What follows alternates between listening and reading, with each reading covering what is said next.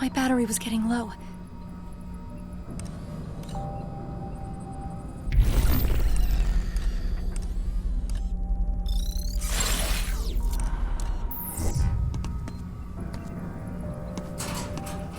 That's more than I can carry.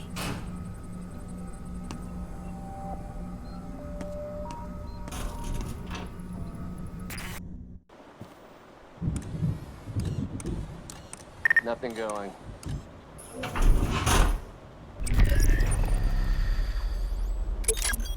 You now have what you need to access the librarian's office. I know the girl is anxious to find him.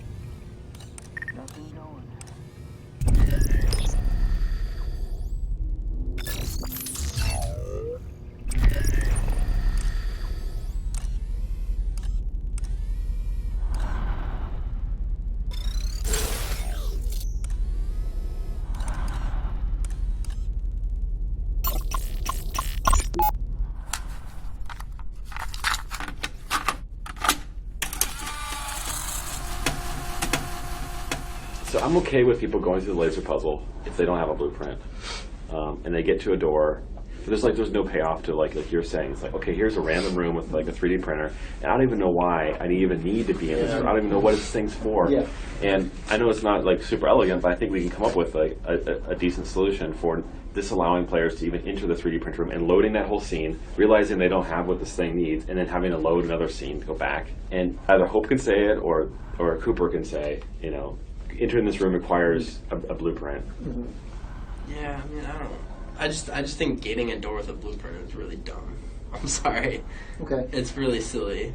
I am still concerned, like, how do you ever get back on track when you get there? Like, is Cooper, like, if you called into the help desk, would the last thing Cooper would tell you to be looking for is like a secret room on the first floor?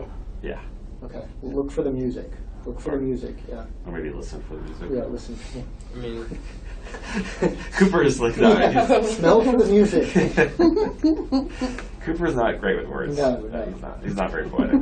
You're saying I'm not great with words. Wait, no, I'm Cooper. Oh, that's right. You're Cooper. I'm Cooper. Okay. Nate, are you Cooper? I'm Cooper. Are you okay?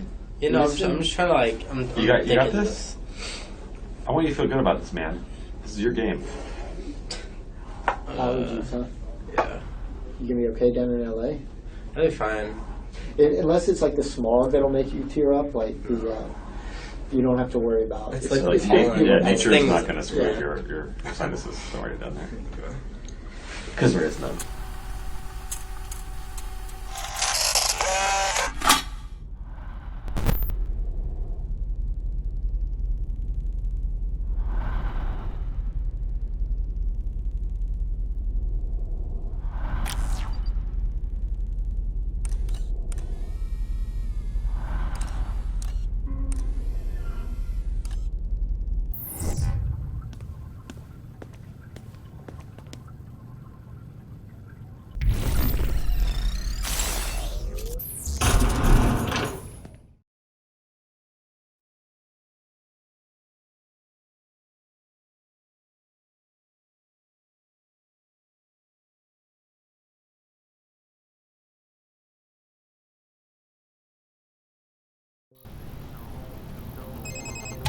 The girl is no doubt anxious to see the librarian. You now have what you need to access the librarian's office. I suggest you return to the library. His office door is located on the second floor.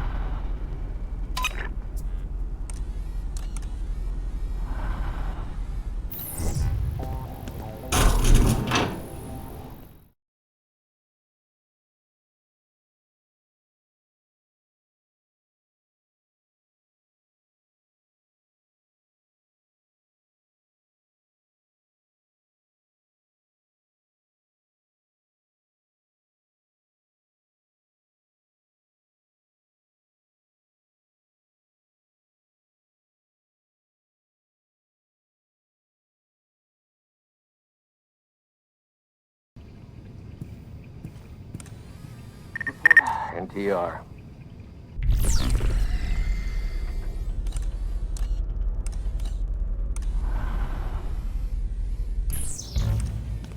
They won't find me in here.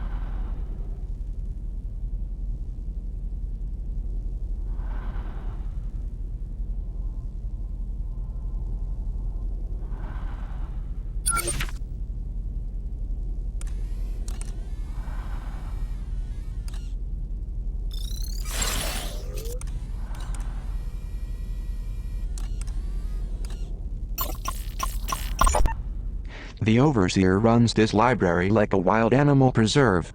Look, but don't touch.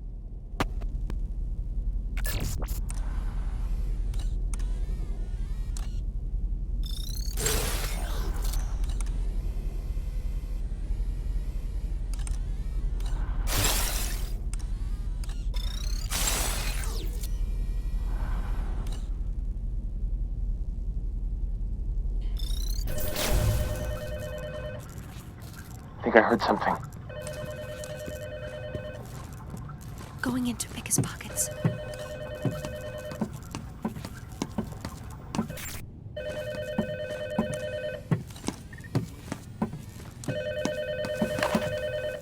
I got something. Oh. Oh. My eyes!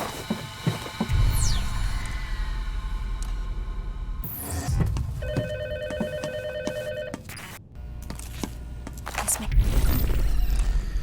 come in handy.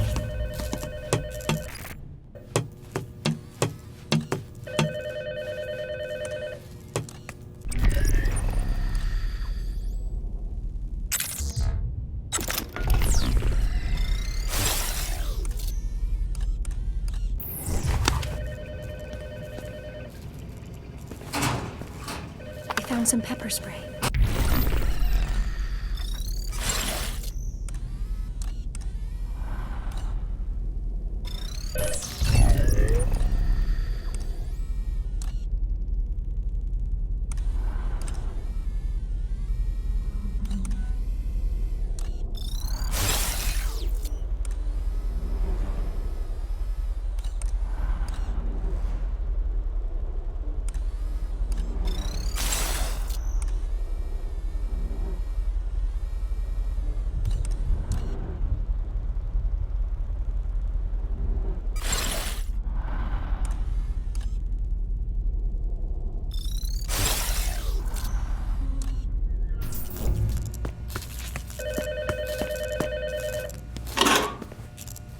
taser.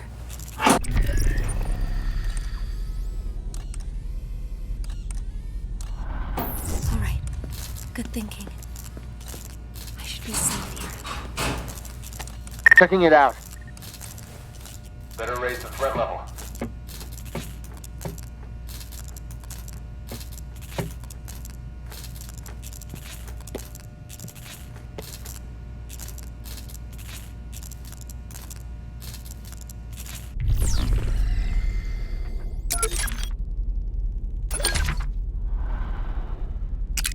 Sputnik, Sweetheart, and its protagonist, K. A dutiful man who accepts his place in the pecking order. Nothing distasteful thus far, yet Murakami insists on criticizing the social mold that makes a man valuable at all. Effective coercion works within, but knowing so much is not in our citizens' best interests. Box this up, librarian.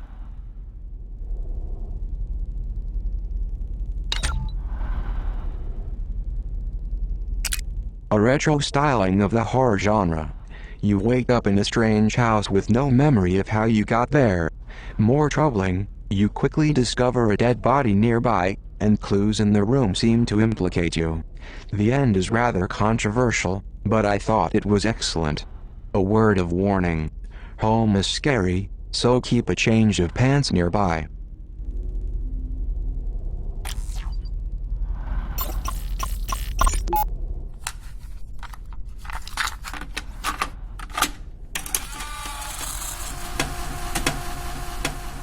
I completely agree with Steven that we're trying to make a tool to help people make our game more accessible, essentially.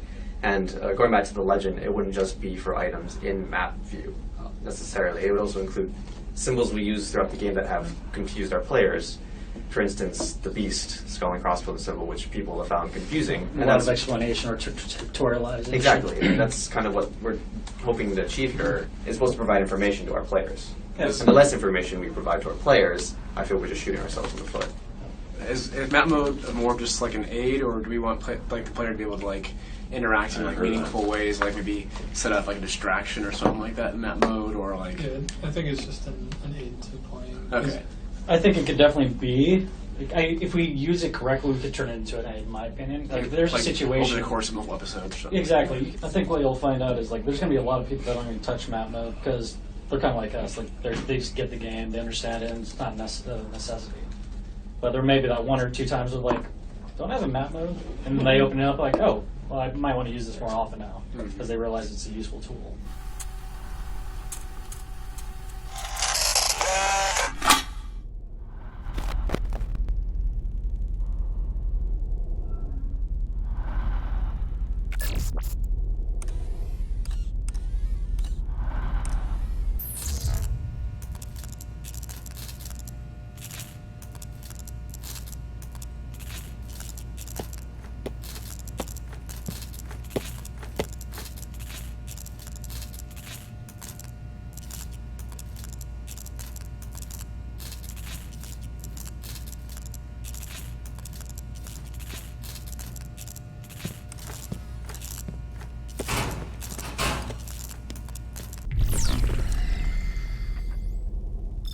Can you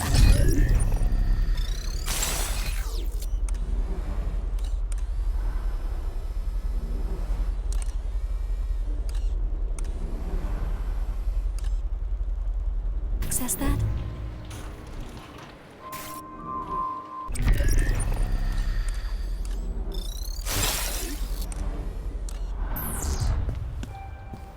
Threat level normalizing.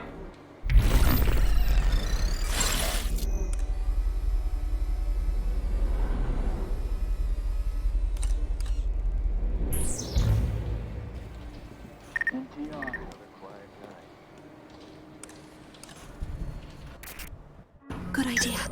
We can recharge here.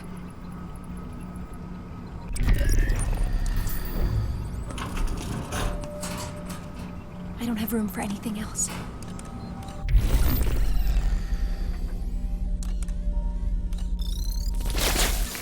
Welcome to my domain.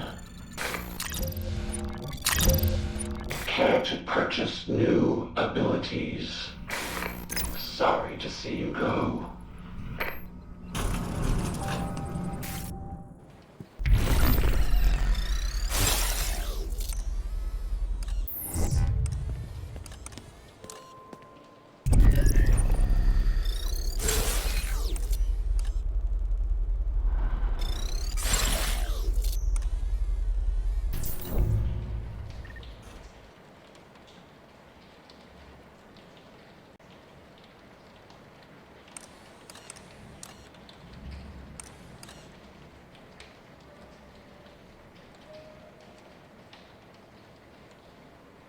Reporting.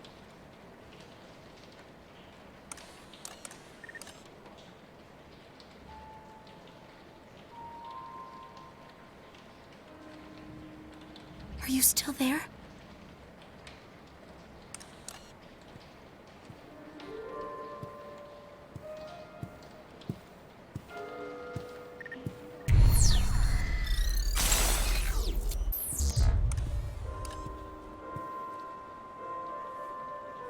Clear.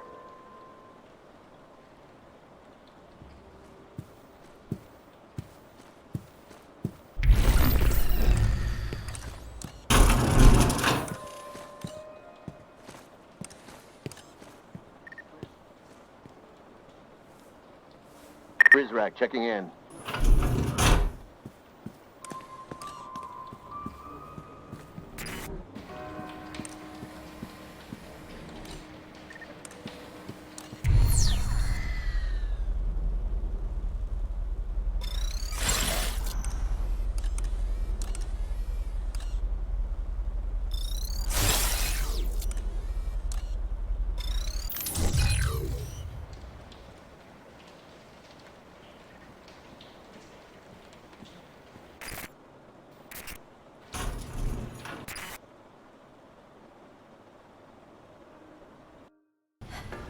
He's just up these stairs. Librarian! Librarian! Senor Octavo? Librarian! Oh no!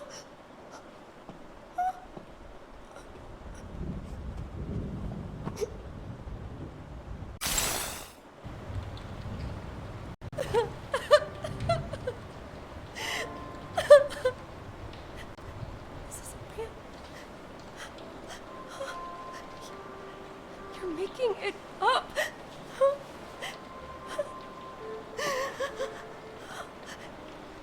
Stop it. Stop it.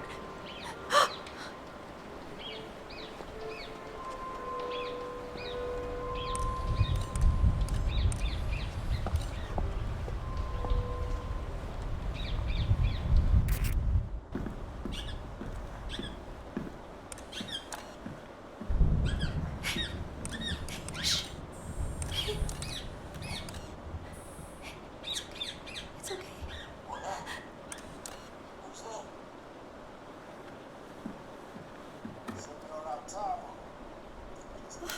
I shouldn't watch this. The girl activated a video that appears to have been recorded only moments ago. I presume it relates to the dead librarian. It's important that we determine what happened. However, she's not accustomed to witnessing violence. It's difficult to anticipate how it will affect her.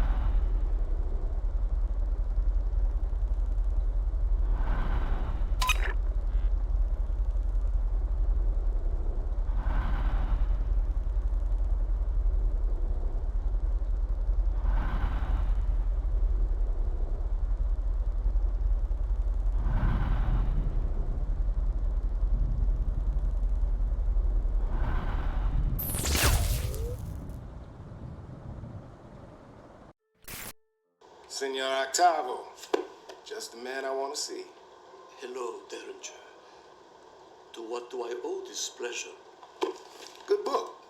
It is a classic. Not just a classic. I mean, it's actually good.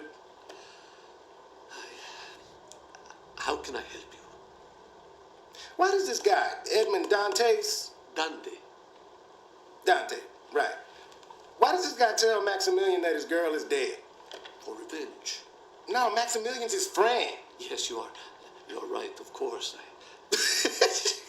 Damn it, man. You have read this, haven't you? Of course, yes. I meant it has been a while. Why does Dantes put his friend through so much misery? I think the point is to teach a lesson. You cannot know happiness unless you have been exposed to tragedy. Can't know hope without despair. I believe that is it, yes. Kind of like the pre-cows. They don't know up from down, good from bad. They got no perspective because they don't have a clue about the outside. Or do they? This is an intriguing intellectual exercise, Derringer, but it is late and Why'd you give the kids the Poison Manifesto? I did not. What do you do in that hidden room downstairs? What room? Think we can't hear that god-awful music bleeding through the walls? I just read and... Reading Sega's trash! I have seen it, yes, but I would never act on it. You're spying against us. No. You were planning to help the children escape. No, Derringer, Where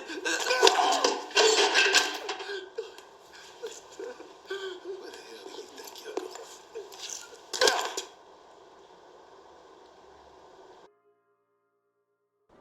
What happened?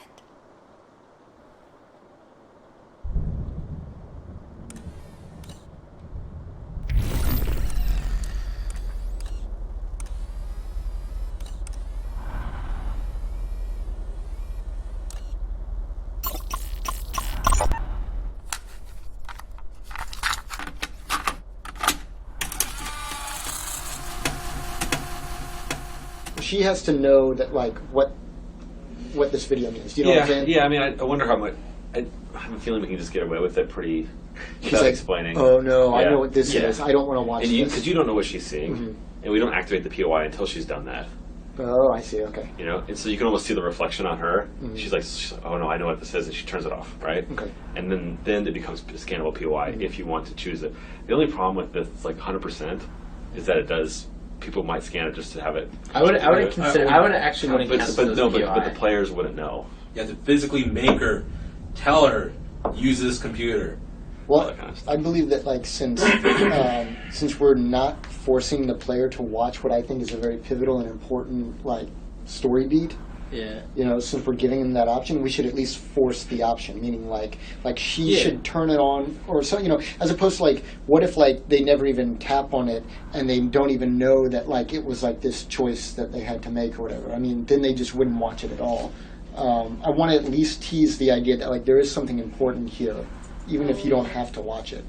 Yeah, I agree. I think we could probably sell it in a way that isn't weird for players. That she knows. She's like, I think I know what this is for sure. Yeah, I think she could just see Derringer's face on the screen and go like, Derringer did this, didn't he? Like, it gets back to the question of, like, what's the mechanic? Like, what activates this thing? Because I'm kind of in the fence about if it's a scannable POI. Yeah. Because on the other hand, 100%, because there's gonna be other moments in, like, episode 3 where you're gonna scan some personal information of hers. We've talked about. You have, in order to get 100%, you have to do that. You have to kind of be Big Brother. Isn't that kind of part of what we're saying?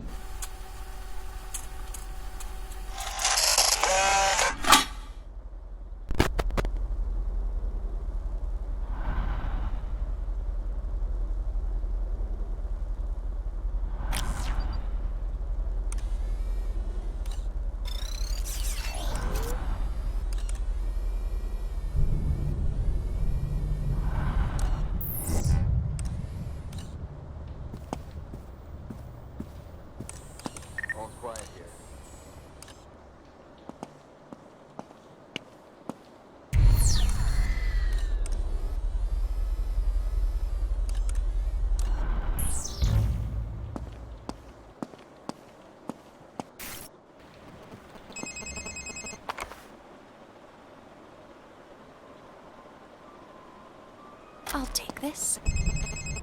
I'm a little relieved you chose not to show that video to the girl. Still, it feels a bit like censorship, keeping it from her.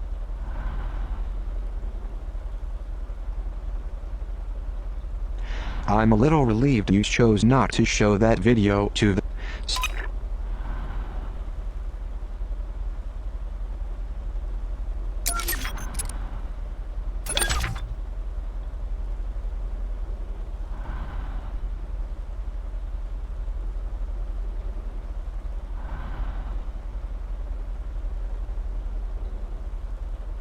Kafka's Metamorphosis. Best to keep using the German title, Die Verwandlung. We cannot risk cross-contaminating the name of our grand experiment with this simplistic trash. This book portrays the act of transforming one's essence as a vile and isolating experience.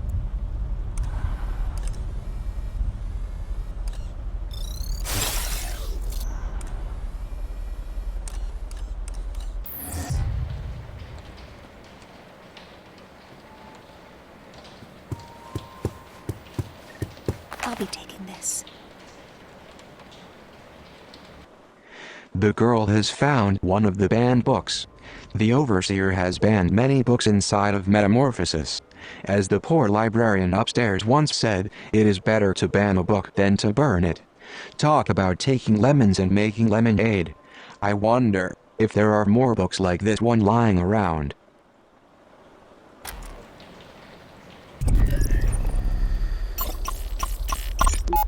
Dear Senor Octavo, thank you so very much for giving me a copy of Labyrinths by Borgia. Each of the stories was fascinating. I especially enjoyed the one called The Library of Babel. It made me think of you, surrounded by all those books, overwhelmed with the infinite number of ideas they contain, and left wondering which books contain the truth and which are false. Is it true you knew Borgia and discussed literature with him? If so, I am positively envious. Thank you again for the stimulating read. Your friend, 390H.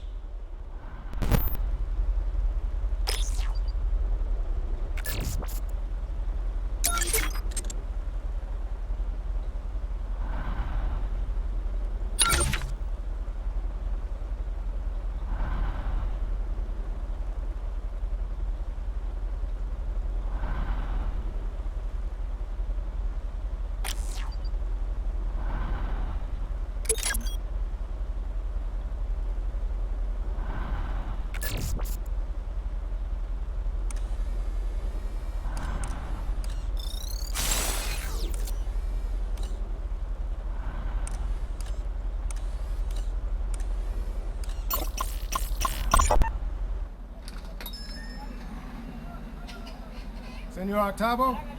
Un momento. Buenos días. You Senor Octavo? Sí, I am Luis Octavo, yes.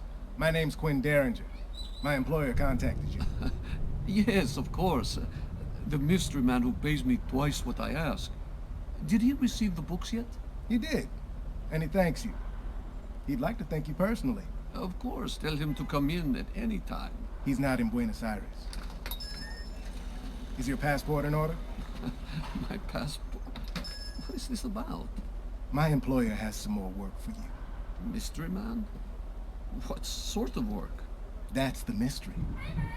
Well, where would I go? Oh, impossible. I cannot close my shop. My employer thinks you can. He'll pay whatever you ask. He doesn't even know my price. But he knows you have one. You got a number in your head, senor? I do. Good. Double it. Where's your passport at? Oh, no. Wait a minute. How long will I be gone? Just a few days. I promise.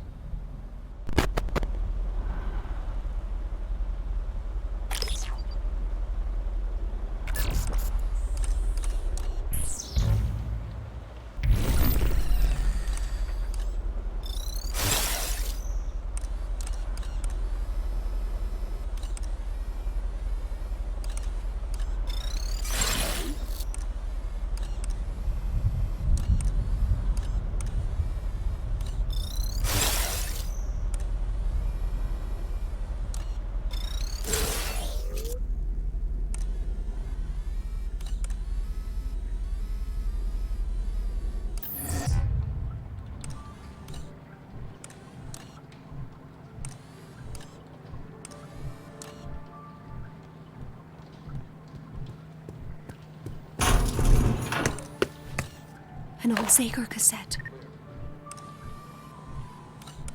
We're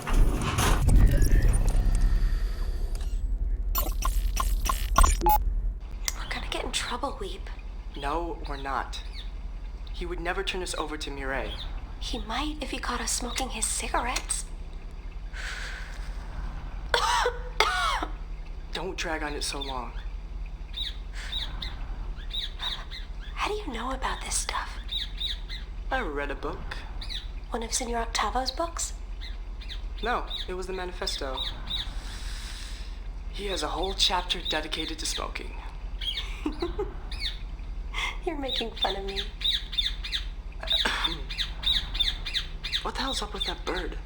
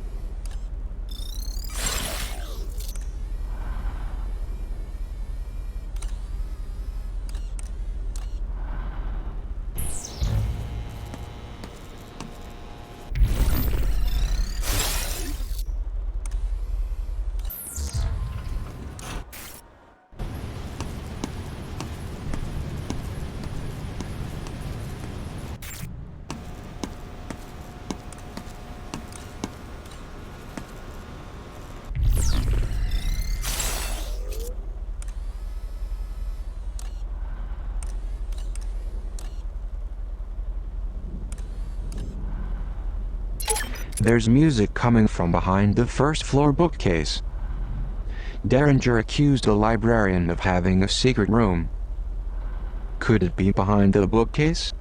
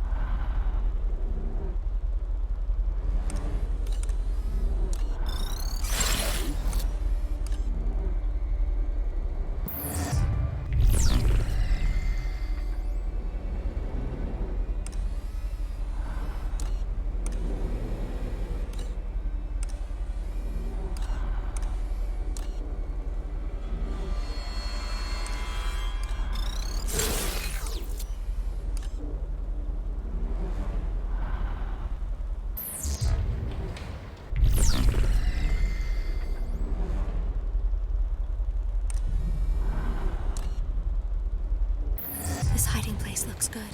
Situation is clear. I hope they can't see me here.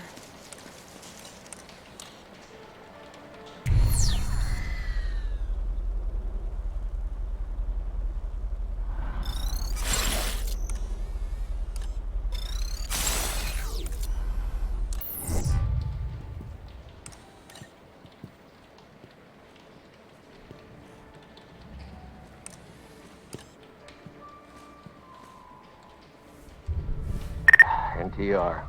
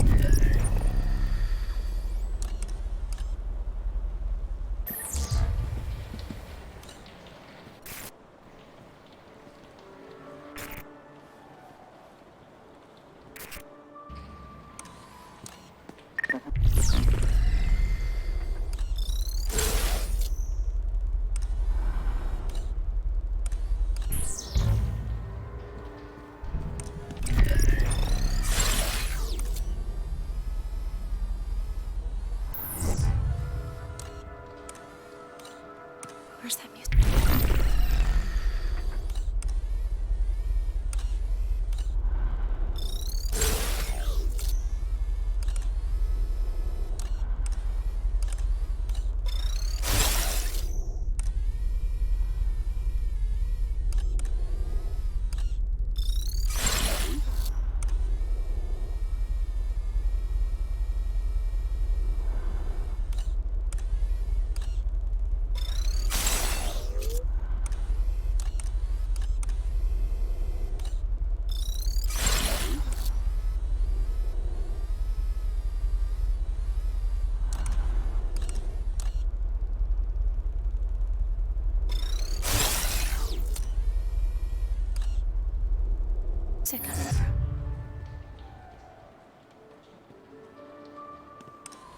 All's quiet here.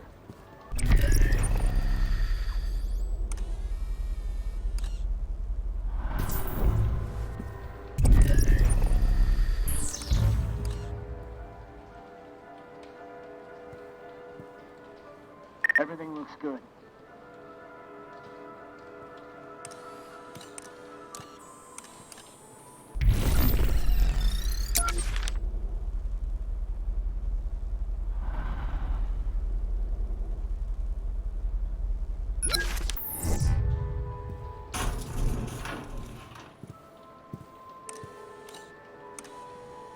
Clear.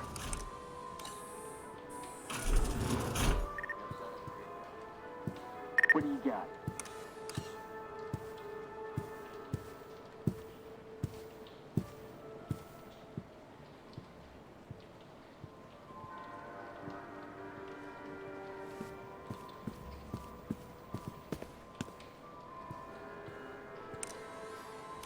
Check in. Another quiet night.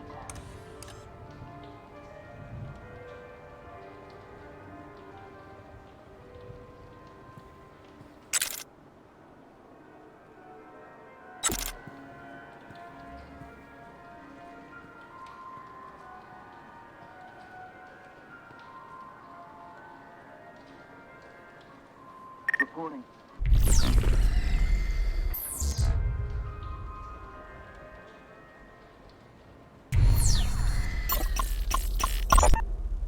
Make a wish. But don't tell me what it is, or it won't come true. I wish the headmaster was dead. Weep. Don't talk like that. Zager said that someday the truth will rain down on this place and wash away all of the headmaster's lies. I've never seen the rain before. Zager wasn't talking about the rain. He was talking about the truth. I don't care about the truth. I just want to know what rain feels like.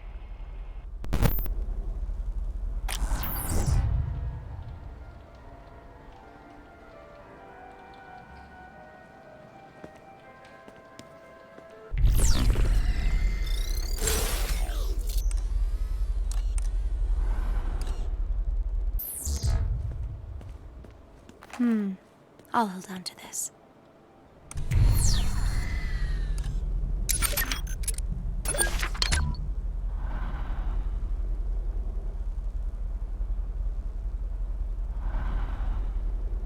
Ah, yes, Ayn Rand, the bulldozer. She dramatized the struggle for individualism against leeches. In reality, she abandoned such notions the minute they interfered with her own desires. They were socialist figments, in any case, librarian, not the true power structures that shape our lives. I'm afraid the fountainhead cannot flow, stopped up with so much hypocrisy.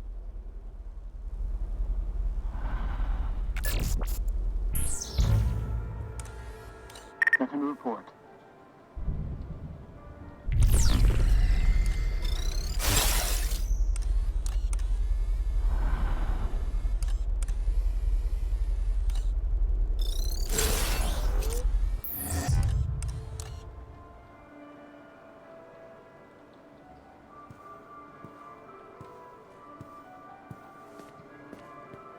This has to be the hidden room that Derringer mentioned. Senor Octavo's secret room. Everything looks good. I hear music. It's coming from behind this bookcase. I'll check his pockets.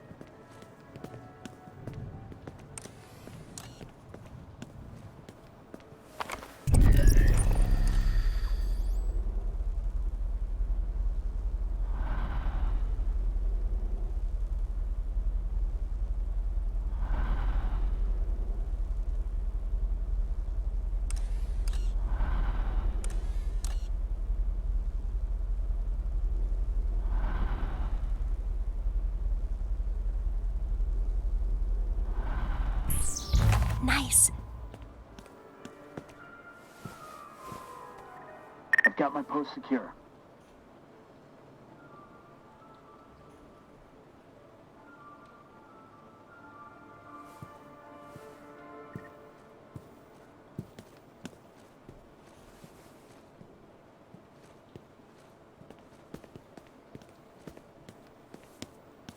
Cruise rack checking in. Nothing.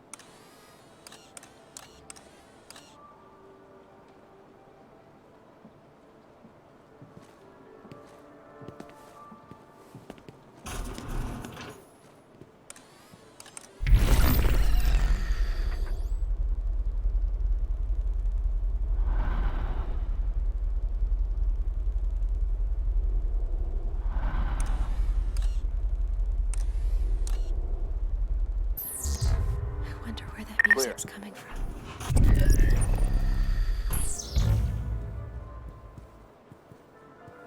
All's quiet here.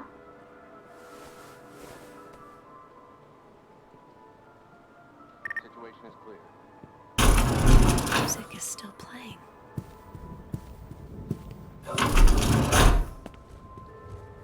I've got my post secure.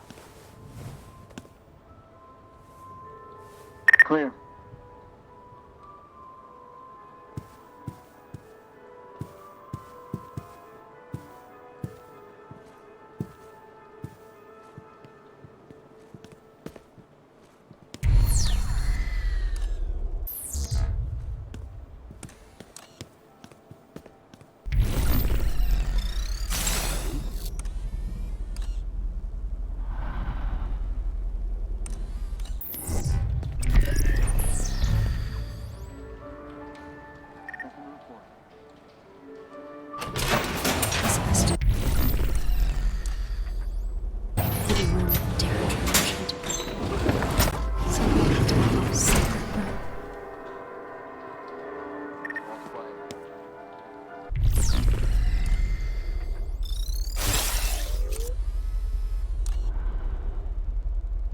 I hear music. It's coming from behind this bookcase.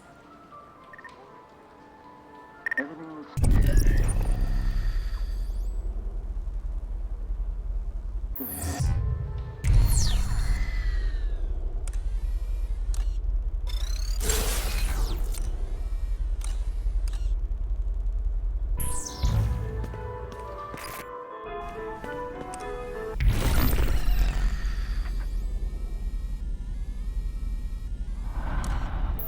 It's too far ahead. This is no mere piece of paper. It is an escape plan. A blueprint for a key. A master key. Capable of unlocking any number of doors inside this facility. But that is not all. In the garden, there is a gate to the outside world. A gate to freedom. This key, I am told, will unlock that gate. I'll be taking this. But Senior Octavo... Shh. Un momento. Go ahead, 933W. You can't stay here. I'm too old to be tilting at windmills. But you don't know what the headmaster is capable of. Sadly, I know all too well. History abounds with men like the Overseer. He will kill you. Recalibrate you. Were I 30 years younger, things would be different.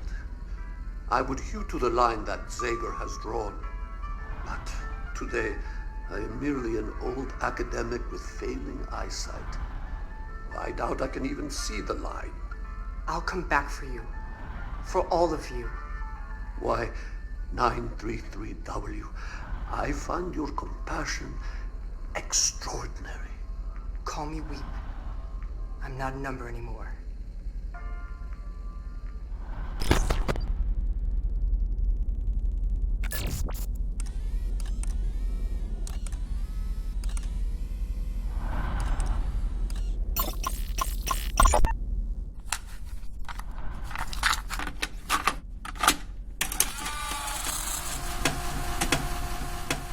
But I like the idea of the owl camera being like on a table, and it's much more like you know, not like a surveillance camera. Yeah, But it's like I think my favorite camera from episode 1 was the camcorder and the interrogation, because that's like the perfect way to view that interrogation. Like not from some up camera, like you are like kind of like they're in your face kind of, and it's contextual. Right. And it's such like a breath of fresh air after looking this way for so long to finally be down. Looking down on everyone the whole time. Yeah, the owl would be so cool because you'd see like the phonograph turning like right below it in like extreme close up, you know, and everything kind of falls away. We just need to remember to put. He's like one of the ideas we had for the overseer's office is that he's got like this bookshelf and he's got tons of these gifts. These like owl cameras that he's giving people, so that could be a scannable POI. Yeah, the owl upstairs would. Yeah, right now you'd be like, first of all, why is there a camera in the secret room if it's truly a secret room? Yeah. And secondly, why is there a camera in this owl? And why would the librarian put an owl camera in his office and record stuff? Yeah. And then when you go up there's like 3 of them on a shelf and you click on one of them and it's like, oh, it's like, thank you for this gift. It's like, it's like overseer. It's like, woo, it's an old I knew owl. It's like, you know, I've got just the spot for this. Just make sure you face it somewhere, like with the eyes facing out on the room, so it can look. To give them a motivation to keep it in a secret room. Yeah. So the librarian doesn't realize it's a camera, basically. Yeah, exactly. Yeah. And he's like, oh, thank you. You brought a Trojan horse into his secret room, basically. Cool.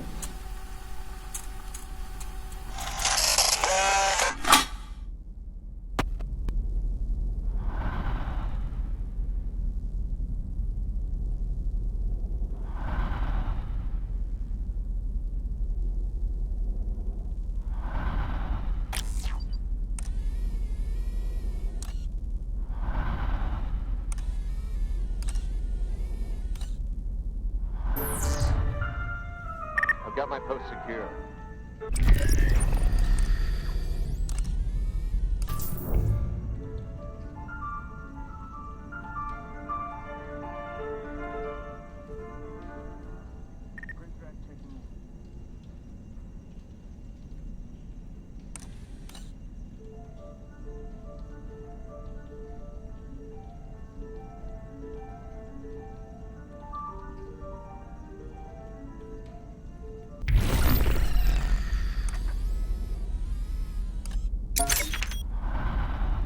This is no mere piece of paper. It is an escape plan. A blueprint for a key. A master key. Capable of unlocking any number of doors inside this facility. But that is not all. In the garden, there is a gate to the outside world. A gate to freedom. This key, I am told, will unlock that gate. Good luck surviving in this meditative space strategy game, which takes basic RTS building mechanics and wraps it together with a pleasing minimalistic visual design. Oh, and good luck pronouncing its title. If I had access to Wikipedia, I could have saved myself from asking a fellow Prizrak and Swedish native what Rem capsule means. He said it means space capsule. He then reported me immediately to Derringer.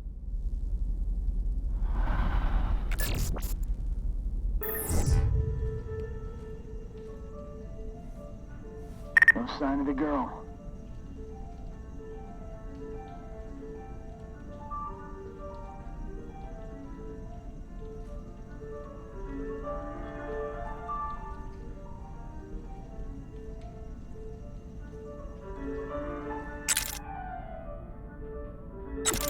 All's quiet here.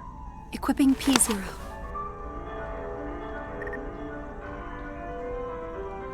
Did you go?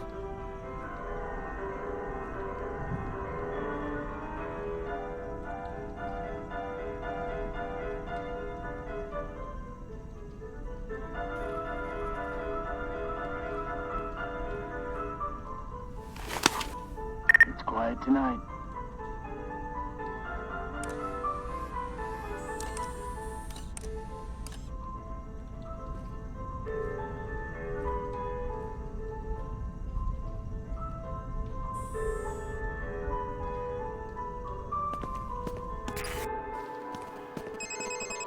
A blueprint of the Overseer's master key. The librarian suggested this key is required to escape from the facility. I know of a 3D printer located in archives. With this blueprint, the girl can manufacture a key.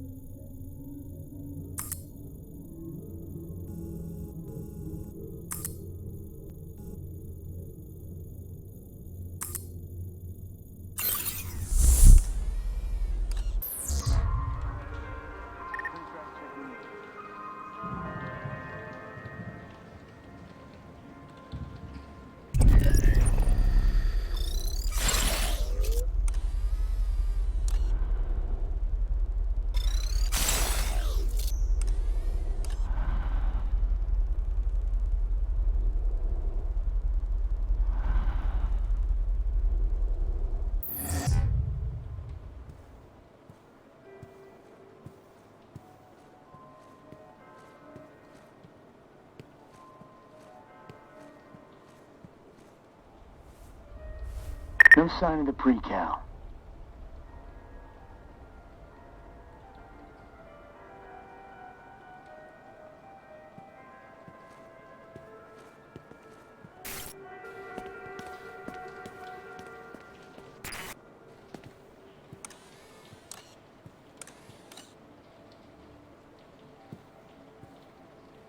Clear.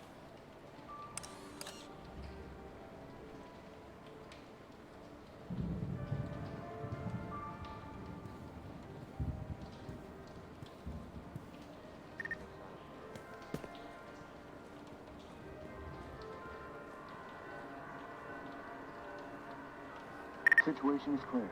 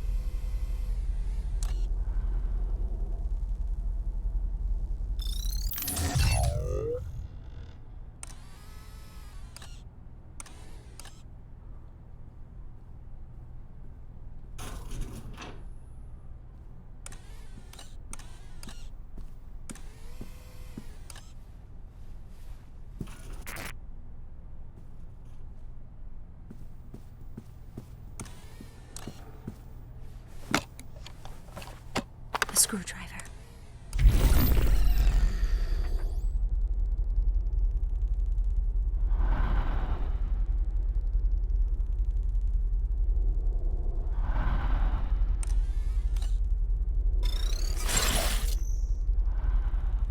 You picked a good place.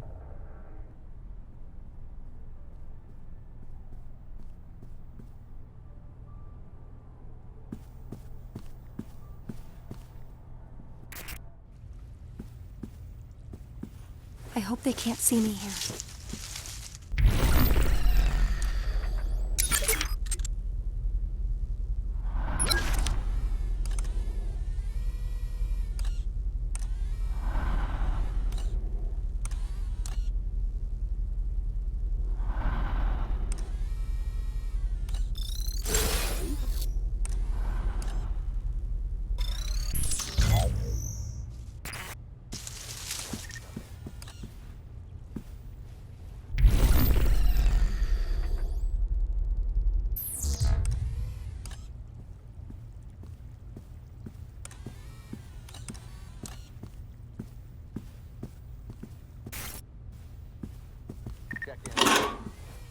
One of the Prizrek's tasers.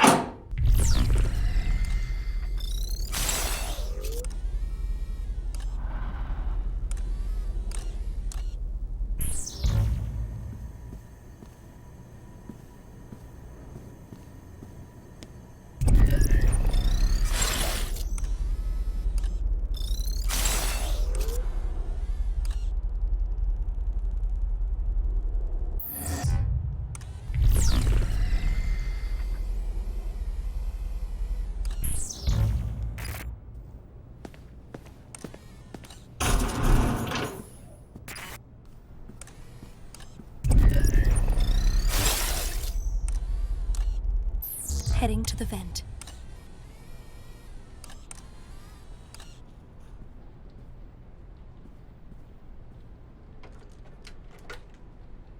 The screwdriver snapped in half.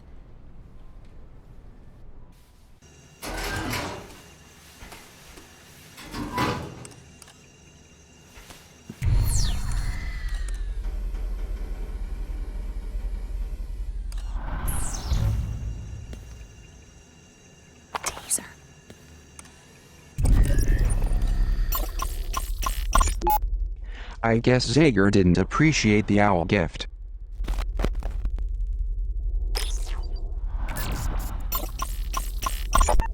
Holy 1990s. It's an old cardboard standee. Just a nostalgic keepsake from one of the overseer's bookstore signings. I don't know where Zager found this life-sized embarrassment, but it appears he was using it for target practice.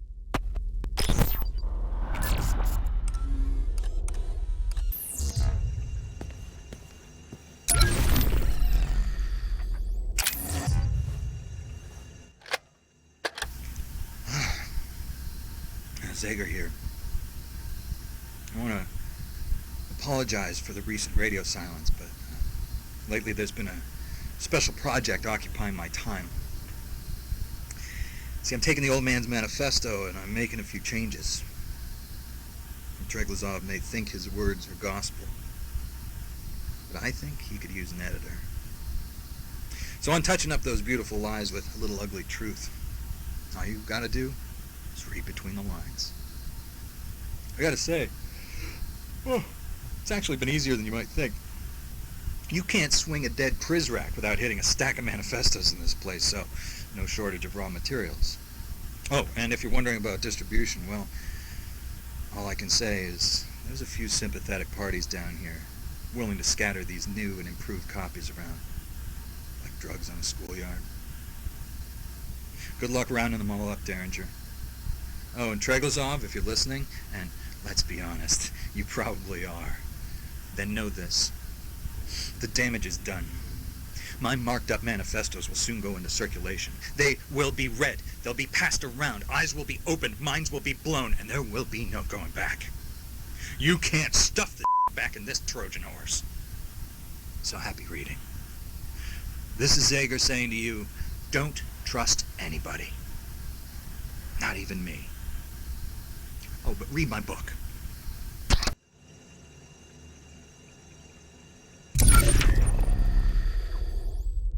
I'm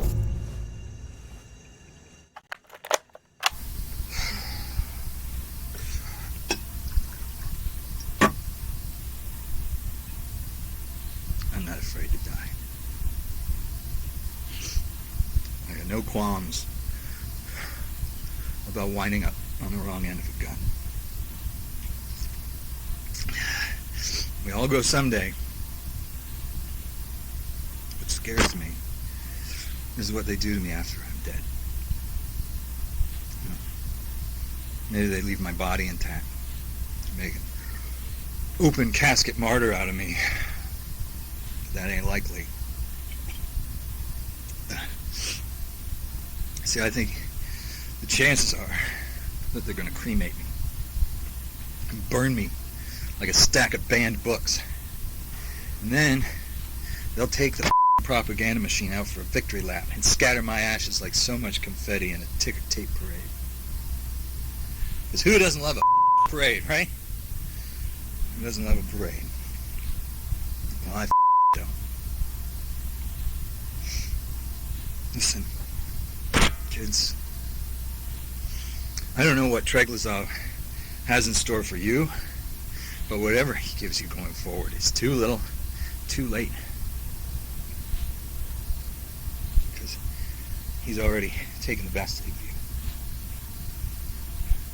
He's taken your identity. That's what this place does. It's what men like the Overseer do. They remove your right to privacy, and they leave you afraid to speak your mind. Pretty soon, there's no mind left to speak from. And without a point of view, you've got nothing. And you might as well be dead. Well, I'm still alive. And while there's still fire in my heart and a dangerous amount of wild turkey in my veins, I'm going to prepare for my own afterlife. I'm going to write my own obit. I'm going to get out in front of the old man's propaganda machine, and I'm going to stand there like the tank man and unyielding, unmoving. Too often, history is written by bad men, but not my history. Not my history. Not tonight. Tonight, I tell my own story. Even if it kills me.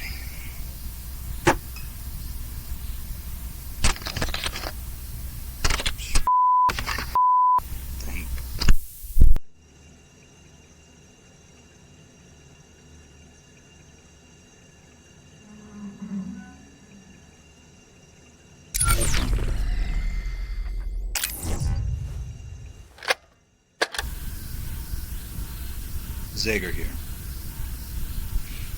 Today, all Prizrak were required to report to the reading room for a mandatory audience with the Overseer. Wait, I'm sorry, correction. The few and the proud were pleasantly surprised to find themselves graced by a visit from the Big Cheese himself. His Majesty treated our hometown heroes to a few select passages from his manifesto. And after all the applause, he even sat down to sign a few copies. So about this time, I'm off. I'm wandering the halls, doing a bit of reconnaissance when some FOB Prizrak found me and dragged me along. As luck would have it, I had a manifesto with me. But it wasn't any old manifesto. It was mine. The edited version, where the pages are filled with righteous invective and disciplined truth. Like I've said before, my manifesto is the old man's death warrant.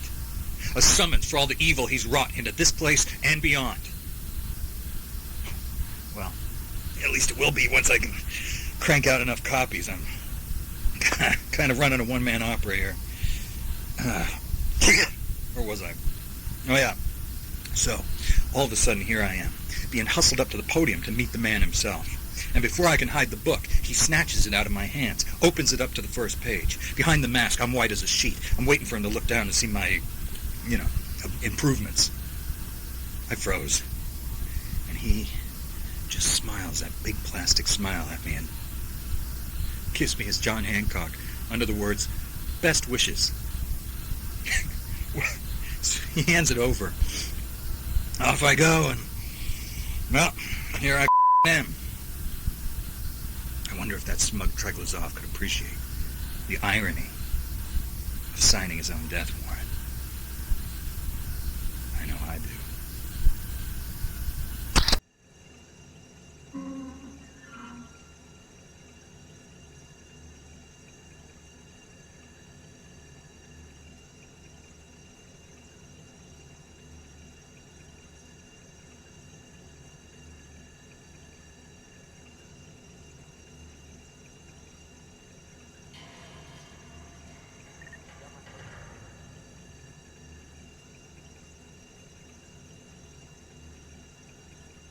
Did you hang up?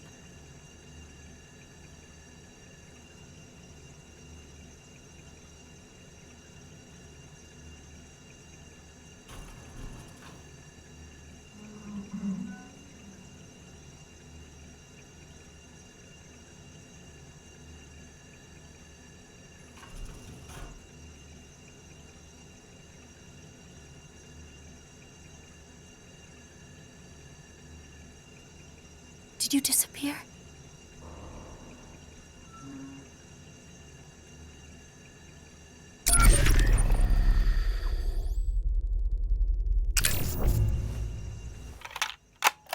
I have a treat for you today, kids.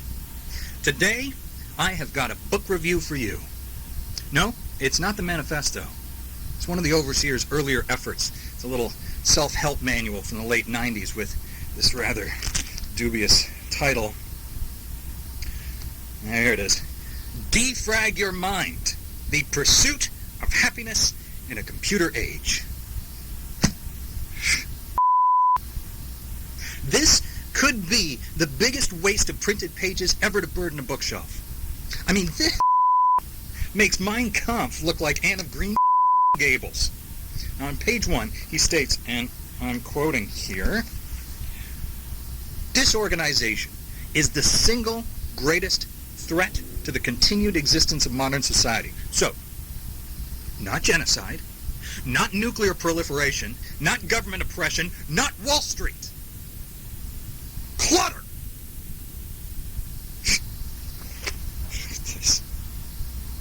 Oh, man. I wish you could see this. This has got to be the ugliest dust jacket photo I've ever seen. Awful tie, worse haircut, nice sweater, jerk. This book starts by reminding us that we're all essentially supercomputers with an emphasis on the word super. It's cute. Next, he explains how we can simplify our lives, be even happier, by cleansing our minds of thoughts that are hold on, impure on the level of psychological honesty and impure on the level of psychological honesty and filled with resentment and spiritual shallowness. Blah, blah, blah, blah. Basically, this book is all about the whitewashing of the ugly truth and recasting it as beautiful lies. He thinks clutter's the problem. Well, I'd hate for him to see this place. Although, on second thought, maybe I should invite him over sometime for a little glasnost. Blow his mind. Literally. All right. I gotta go. This is Zager reminding you, don't trust anybody. Not even me.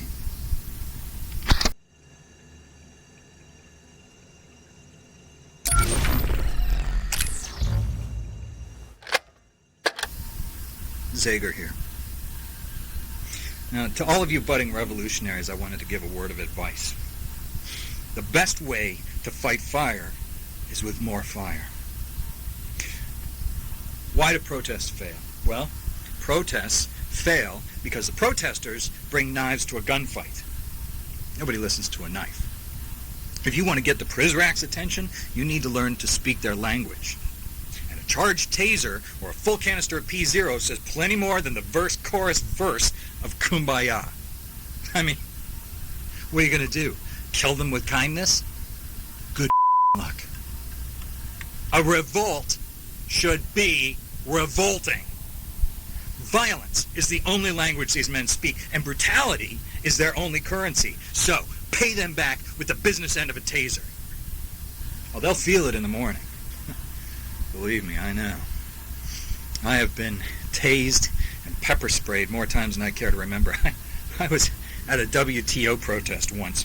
I got hit in the eyes with so much capsaicin, it melted my contacts. It hurts. And that's the point. Because it hurts them too. Listen, the uprising begins the moment you are willing to fight fire with fire. This is what you have to do. Destiny's online too, so pick up the phone already. This is Sager telling you not to say peace. Because peace is for chumps.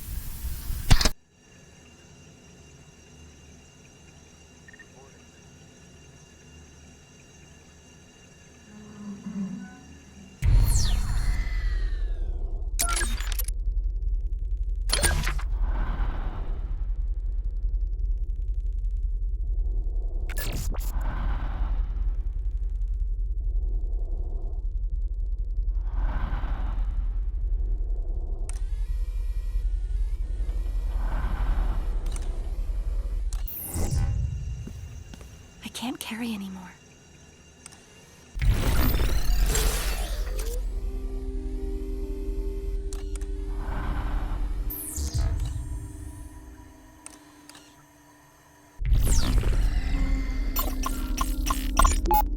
Sadly, overt fascism continues unchecked in many parts of the world.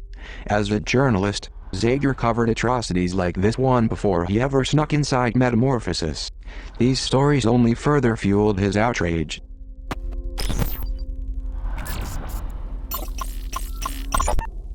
Zager was busy designing his own manifesto.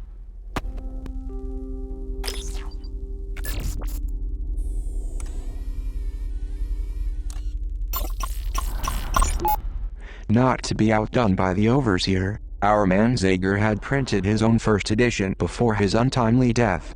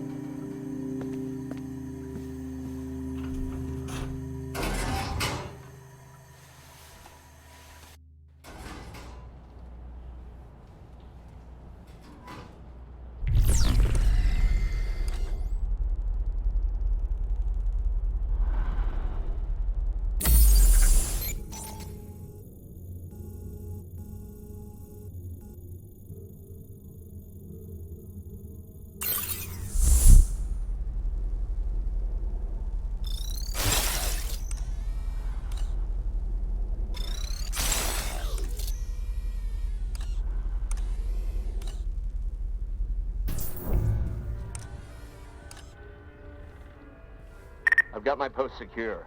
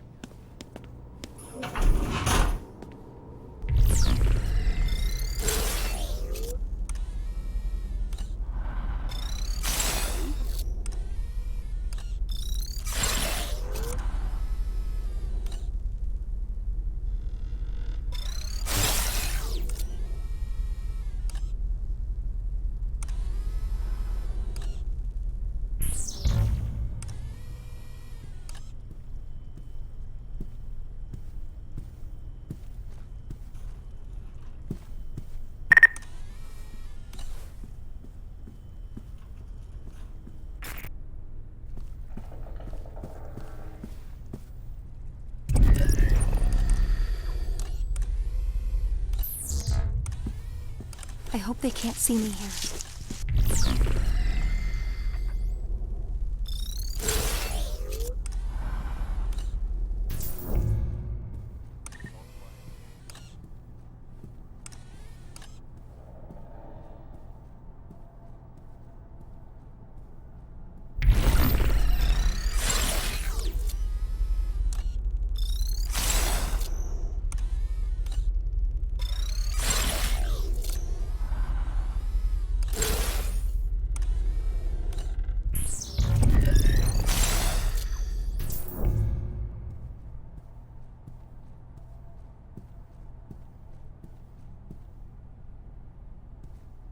Check in.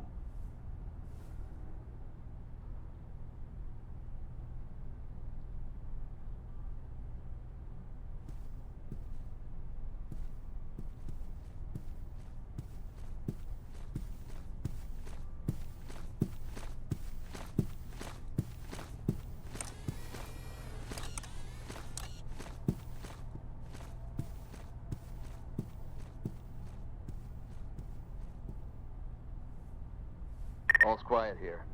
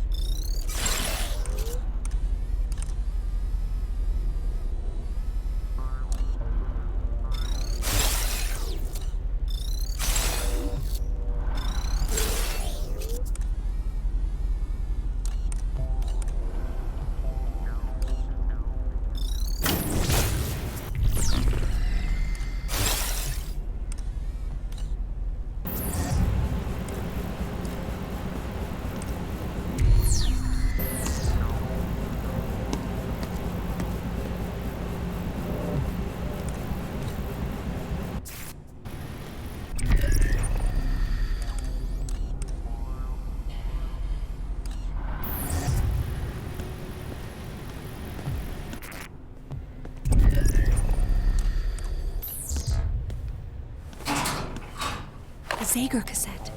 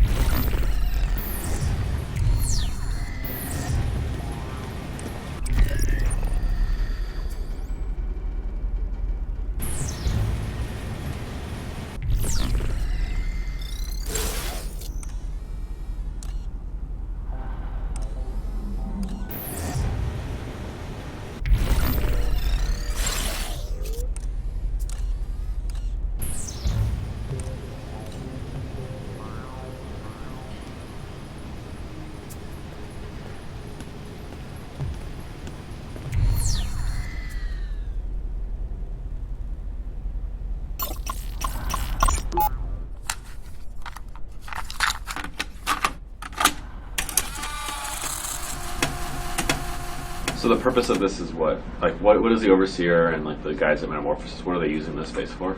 Because we're gonna have a 3D printer. Yeah. Initially, I'm thinking maybe it makes sense that this is like where they print the manifestos. But Yeah. we've explored that idea before. Maybe we didn't want to do that. I can't remember. No, I like that idea. In fact, I was thinking like you had like the file for like the poison manifestos. Maybe like you got them from like Zager's Dark. Oh, right. And you plug that USB in there, and that starts printing out the doctored manifestos. You know, that they're trying to like collect. You're printing out more of them. We might not be able to do a puzzle based on that, but we probably should have some kind of hint that this is what Zager used to get the doctored manifestos to be. So remnants of Zager should be the POIs. Can we think of anything specific, or are we just going to leave it high level right now? No, I think we should think of some specific. Yeah, Okay. maybe one of the Zager tapes can like appear if you. But that's not a POI though. I mean, it's a good. I'll take a note of that. Like that's good. Zager tape. And maybe we have one POI on the conveyor belt and a Zager tape on the conveyor belt. Oh, that's cool. Pretty cool. Maybe it could just be like a Cooper POI, and you'll be like, oh, these are like the conveyor belts, blah blah blah blah. You know, they were shut down after like it was suspected Zager used it to produce the manifesto. It's a perfect opportunity for an angry voicemail from Derringer, like some like a phone on the wall, like, how did you guys let this guy get through? Okay.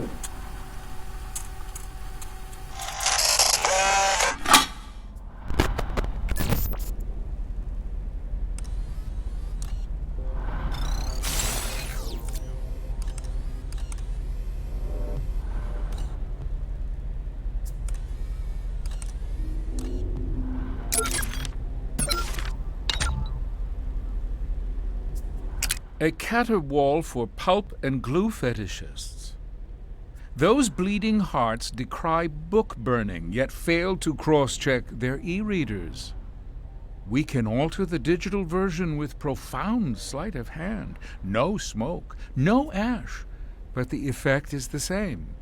And all at a temperature more manageable than Fahrenheit 451. I'll spare you the irony of burning this one, librarian. Technology has done your job for you.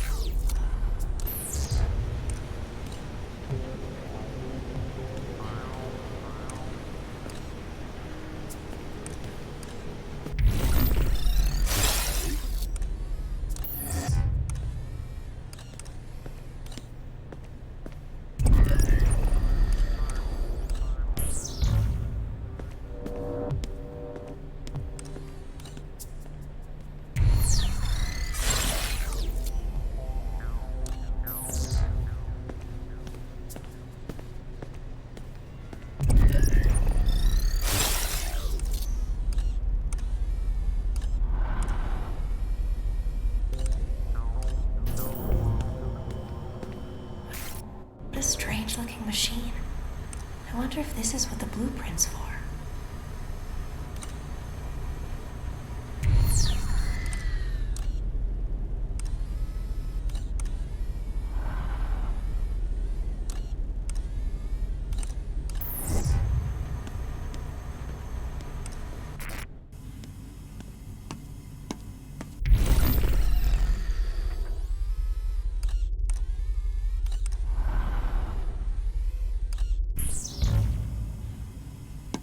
Is there a way to turn it back on?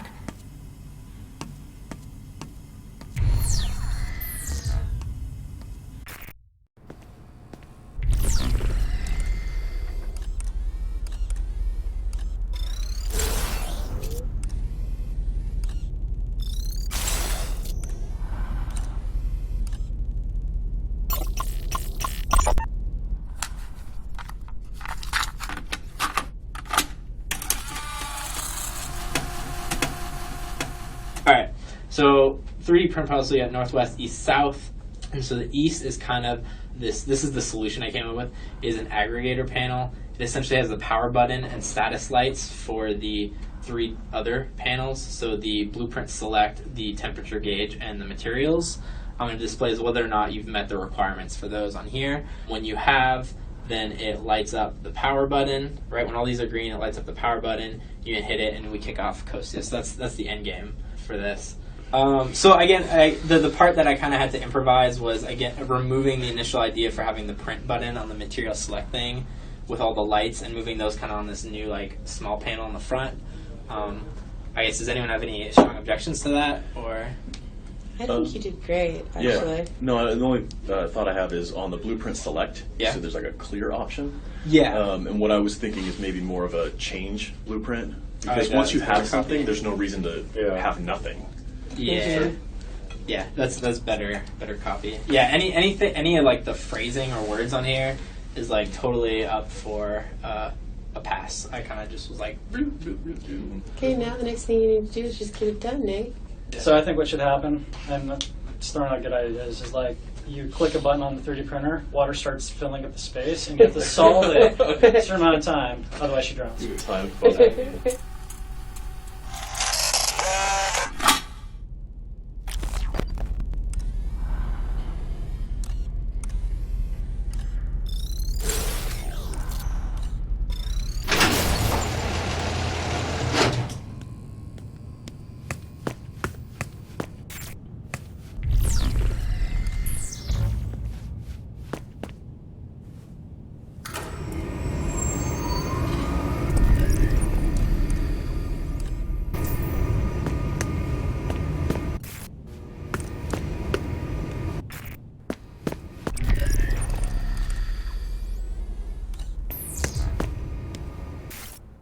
All right, now I think we need to configure the blueprint.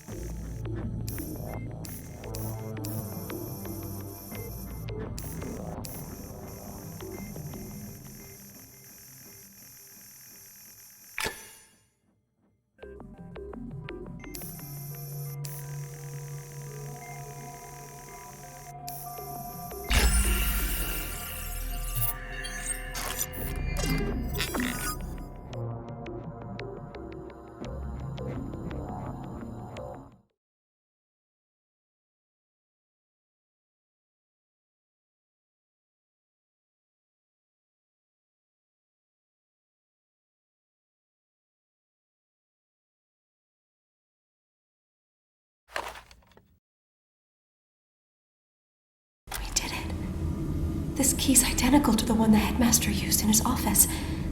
Let's go there now. The girl has the key. Let's get her to the surface. Head back to the overseer's office.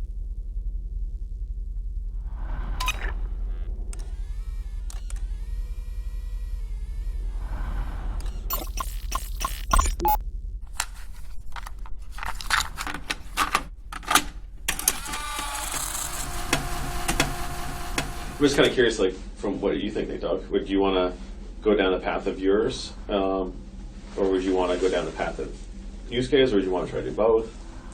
I mean, that's the thing is, like Sam was saying, like, I think it's a really good puzzle.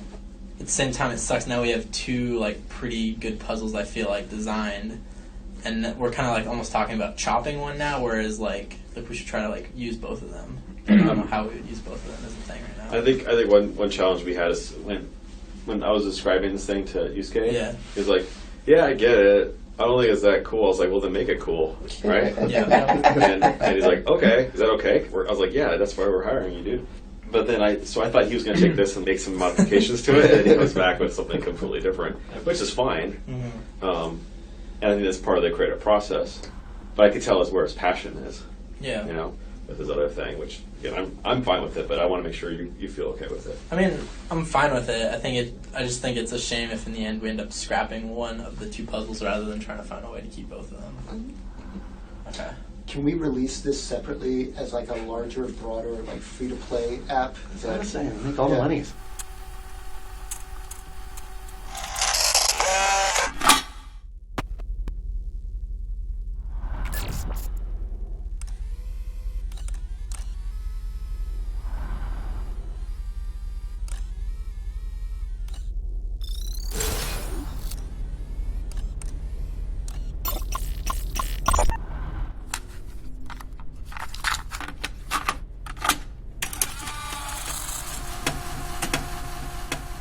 It was awesome. Did you hear No. anything about what we're doing? Good. No. Only what I saw in your very large puzzle spec talk.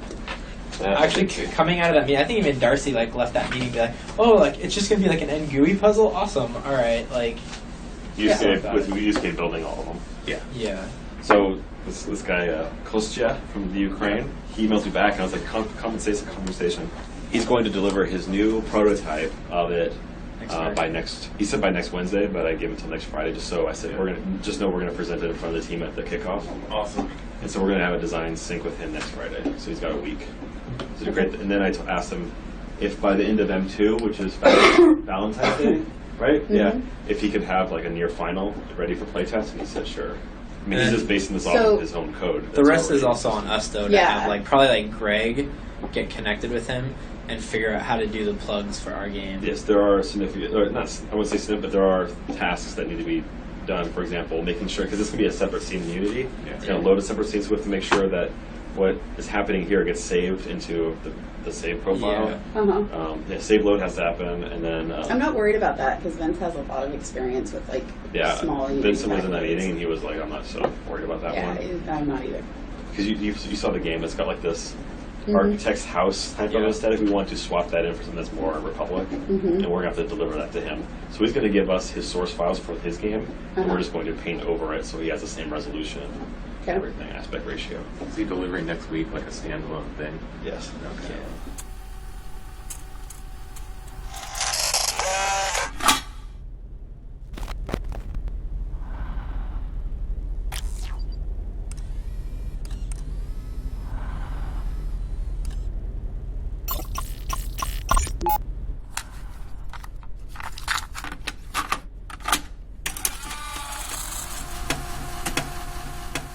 I feel like the only way we're getting a player through these extra steps of the temperature and the materials is through just like a lot of hand-holding and tutorialization, and I think it's a dilution of the puzzle, and that I just think adding these other two things and having this all contained as a puzzle is honestly, I don't think it's intuitive for them to like be putting this together and then taking that and going and doing this and going and doing that. I feel like the larger crowd isn't going to get through that puzzle. I don't agree that it's not an interesting or fun puzzle, but isn't that essentially what the room is? if what you're saying is, well, at the end of the day, we're going to have to really heavily tutorialize this thing, then what's the point? Isn't that what you're saying? Yeah, a little bit. But, like, then what's the point of doing any of these puzzles? Because the other ones I don't think are as heavily tutorialized. Like, but how is... I guess I don't understand, like, how, like, the temperature thing would have to be highly tutorialized. Would you say that the statue puzzle is more difficult, or the same, or harder than the temperature side? I guess they're just different things. Here's what it is. It's a different thing than the rest of the experience. In some sense, like the quiz is too, but that's familiar enough that we don't have to really explain that to players. Going around and doing the statues is a little bit of a variation on the first puzzle, but it's also using mechanics the player's somewhat familiar with. And that's why kind of even Kotsuya's thing alone is kind of like, a player could spend 15 minutes on that. I don't think we're going to have any problems like reaching that number on Kotsuya's puzzle alone. Going on what Brent said, like, in contrast to our quiz and our statue puzzle, which, you know, are basically, it's one mechanic, it's one gimmick, sorry to say that. But this puzzle is basically 3 puzzles in one, and each puzzle has its own player, is going to have its own player round, and therefore it's going to have its own, like, tutorial curve that we're going to need to hit.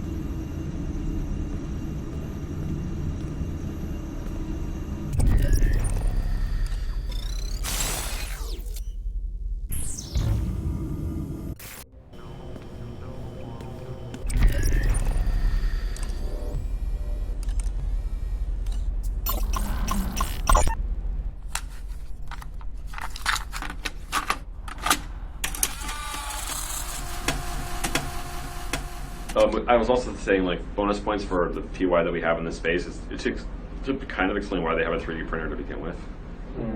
Yeah. Let's say they are self-contained and they're on lockdown. If you want to get new parts and stuff like that, and you gotta like build them in there, you can't go out to the store and buy like, you know, a weed whacker for the garden. You have to like build one. Right. So it all kind of makes sense that, that they are making that.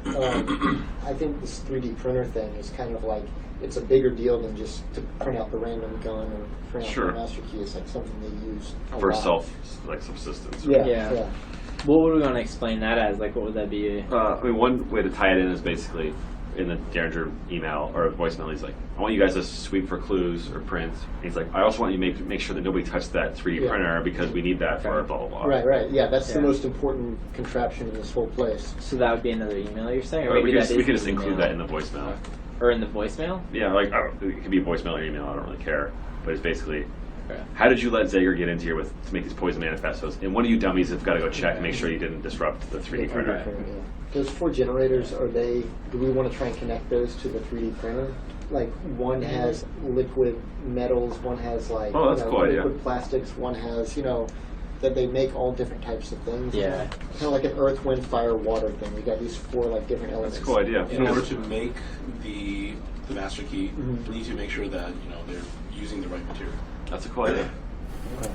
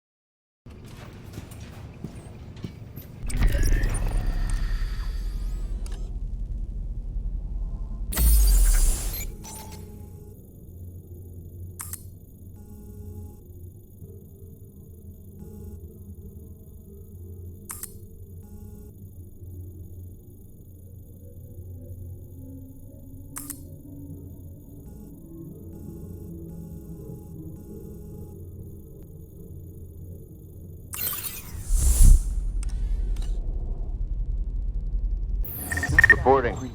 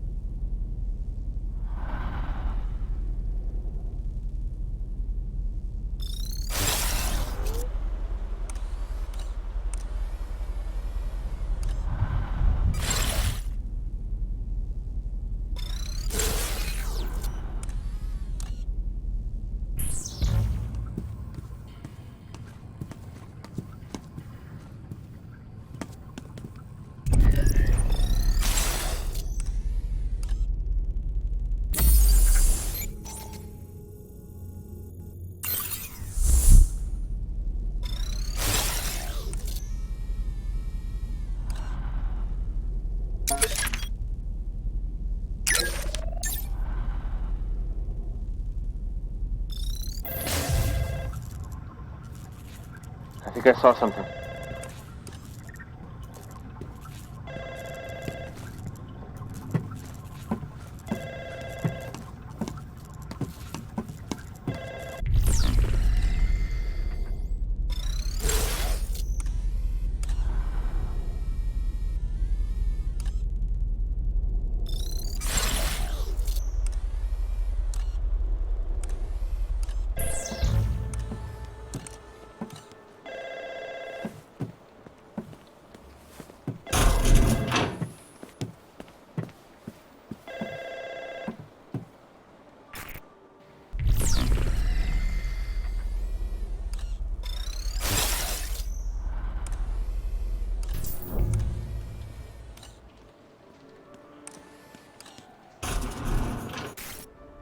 Good idea.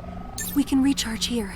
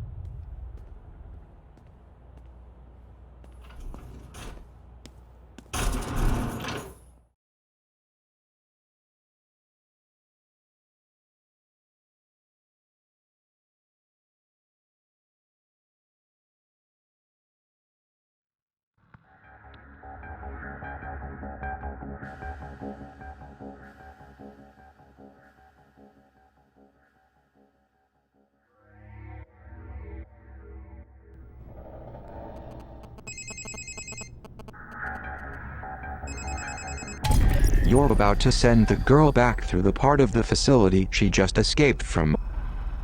There may be something for you back here, but I doubt there is anything of use to her.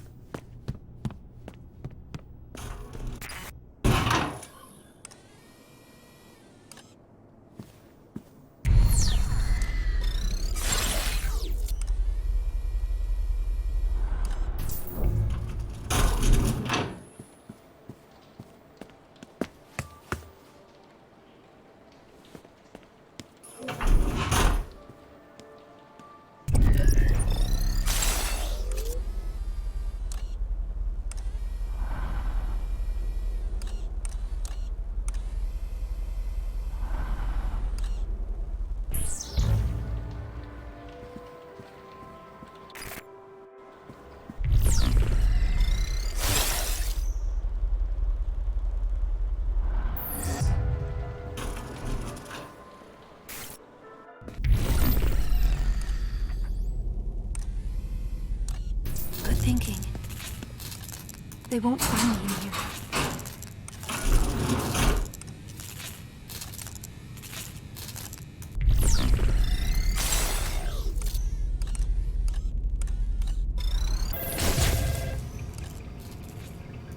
That was weird.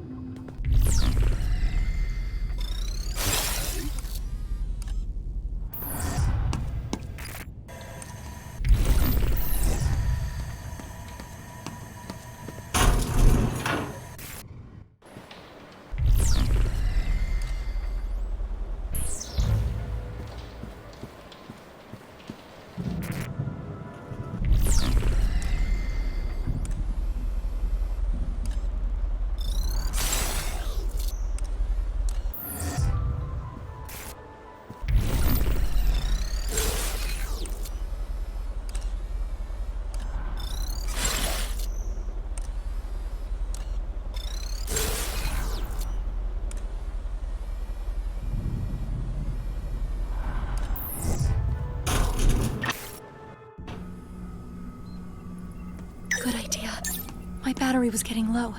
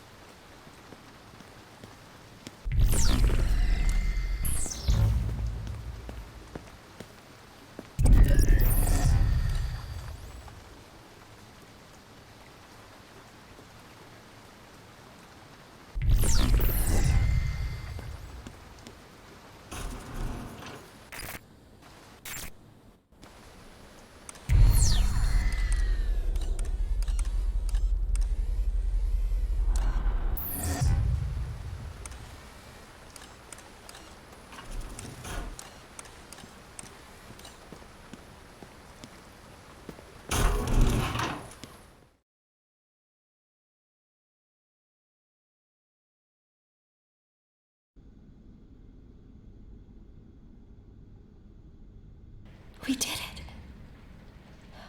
If only Senor Octavo were here.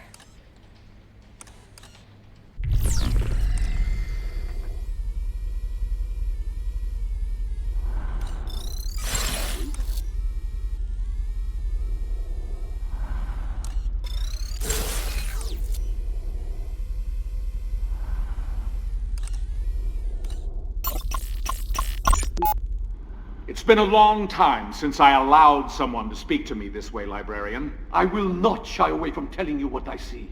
You are the dark ruler of this world, Overseer. This isn't a world, yet. Merely a small corner of it. And the darkness you perceive persists only because you refuse to open your eyes. Now, if you will excuse me, I must tend to more pressing matters in the terminus. You don't have access to this part of the complex, so I will bid you farewell.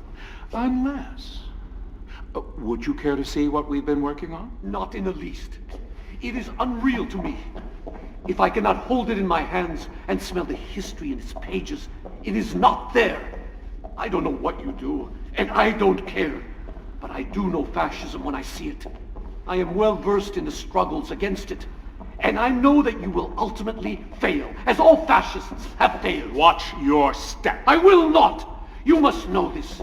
You're nearly as old as me, but still so naive in the ways of the world. Control is illusory, Overseer.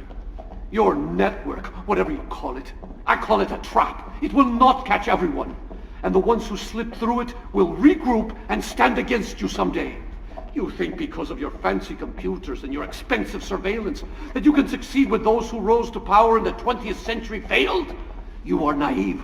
Control is a lie. Control is the linchpin of a safe society. We fall apart without it. Now, as you can't seem to control your own emotions, librarian, I'm confident you don't recognize a need for control in society. Good day, sir.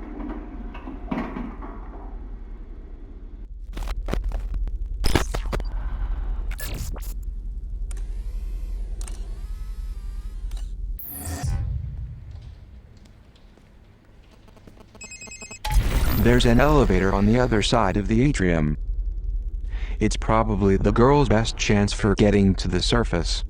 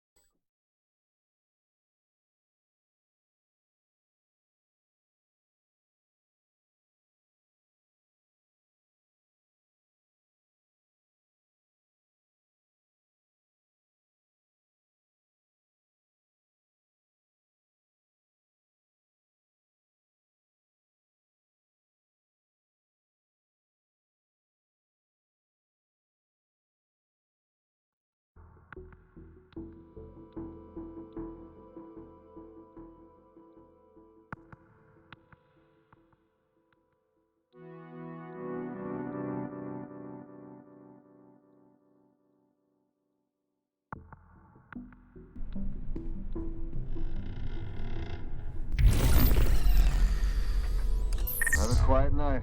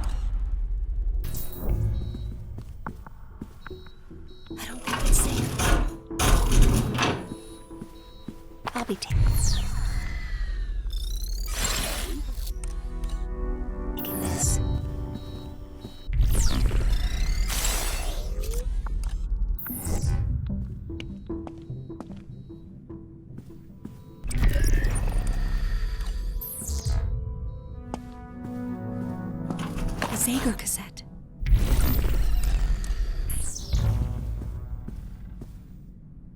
I don't think so. Taser. No.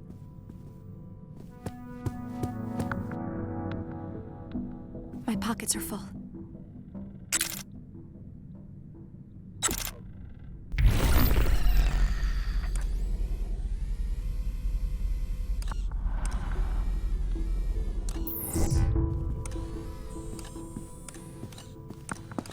That's more than I can carry.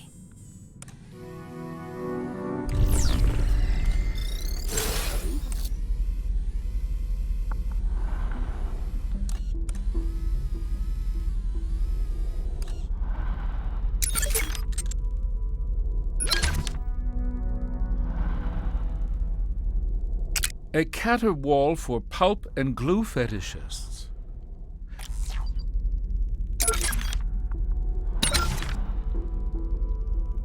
Voltaire suffers from the core flaw of satire.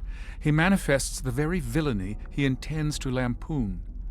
Do we want the women in our Republique to believe themselves currency in Voltaire's economy of sexual exchange? Intended or no, this preserves ancient viciousness against women and would justifiably lead half our citizens into unproductive rage. Customs agents across Europe once refused Candide passage.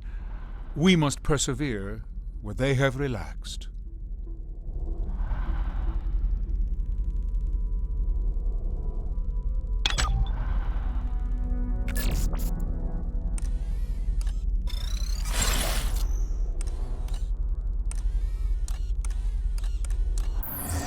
Nothing to report.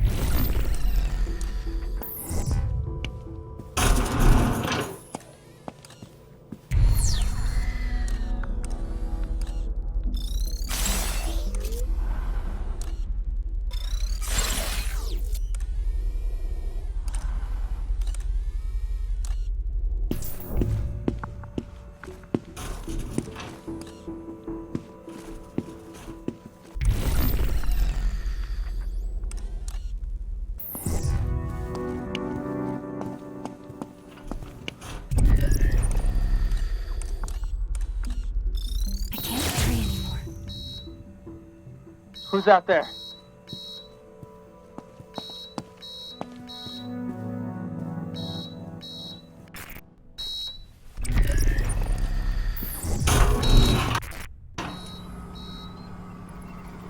Good idea.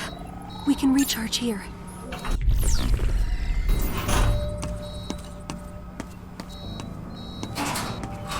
That's more than I can carry. Welcome to my domain.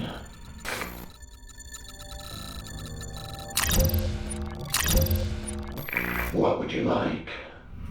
Sorry to see you go.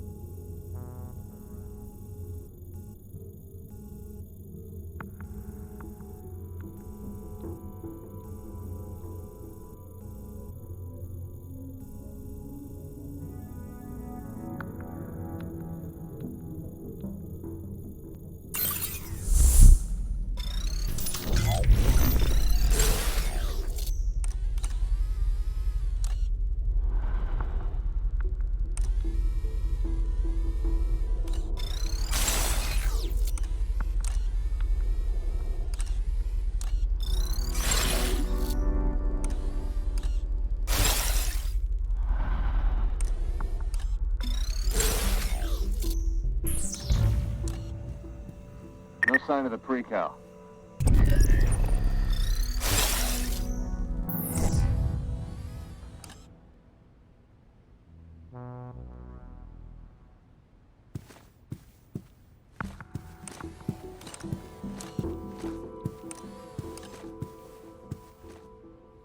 Clear.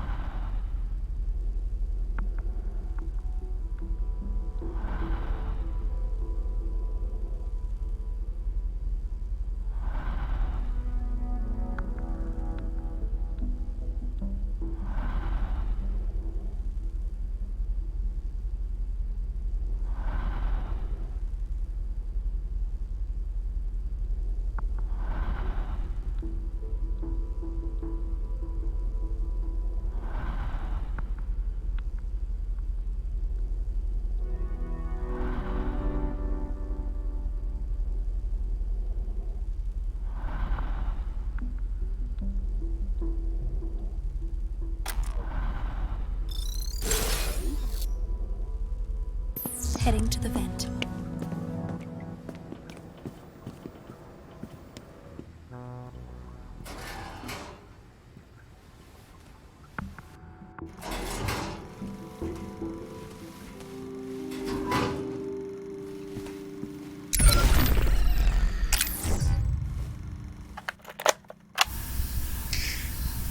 The only thing you're in charge of are the thoughts crashing around in your head.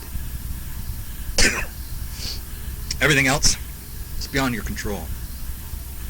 But there are those who believe control can be rebranded, repackaged as participation, and that by doing this, the people will fall in line. See, they believe our actions can be made predictable, predetermined. They think they're God. They play the part, but they're nothing like God. Now, they do, however, share a thing or two with the devil. Our fearless leader here in Metamorphosis, for example, like the devil, he goes by many names. Sir, Treglazov, Headmaster, Overseer. He's never met a man whose will he didn't try to bend the way a prism bends light, or break a man the way the gauchos break a horse.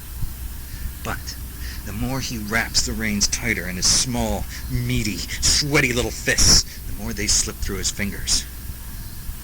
Because the Overseer, he doesn't know that a man cannot be tamed. A man cannot be controlled. And to drive a man toward domestication is to drive him over the edge, as my ex-wives can attest to. And man, beyond that cliff is pure chaos. Endless, terrifying, and honest. Chaos is a plain dealer. Now, the Overseer has a slight obsession with purity, if you haven't noticed, but control ain't pure. It's oily and unctuous and slithery and full of deceit and lies. Now, chaos, well, that's as pure as mountain spring water, as right as rain. The old man is oil, and I'm water. So it's no wonder we don't mix so well. So I say, it's time we give our fearless leader a taste of real purity. Right? Let's rain down chaos in this place and wash away all the lies. This is Zager reminding you, don't trust anyone. Not even me.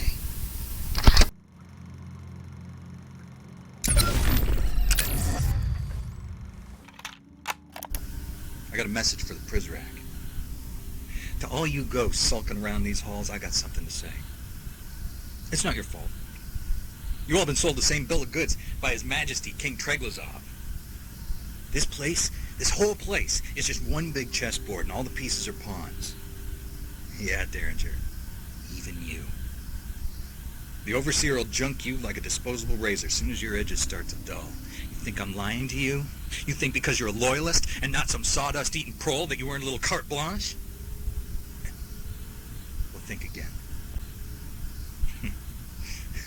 Enjoy the afterlife, chumps. Maybe they have the internet in hell. If it's my hell, they do. Let's face it, you signed up for this mess because you thought you didn't have a choice. Or that there'd be some nice perks at least. But you can only feel up so many little old ladies in wheelchairs before the shine wears off. Whatever brought you to this place, whatever it took to get you on board, you signed that dotted line in blood, didn't you? You should have read the fine print. Because a Treglazov contract is binding. Literally. And let's talk for a minute about the job itself. Getting worked up every time the threat level rises, hitting little kids, recalibration. Does it make you feel like more of a man? I don't want to get all sour grapes here. I said I don't blame you, and I don't, truthfully. So I'm here to offer you a way out. And I don't mean at the end of a rope, neither. You know, living in crawl spaces has taught me to always keep an eye out for an escape route. So here's yours. Revolt. Revolt! Turn your rage and despair into something productive, and bring me the head of King Treglazov! And you better free yourselves because, well, he sure won't. And in the meantime, I'll be here. I should probably clean up the place a little. Make some space for that severed head. This is Zager, saying don't trust anyone. Not even me.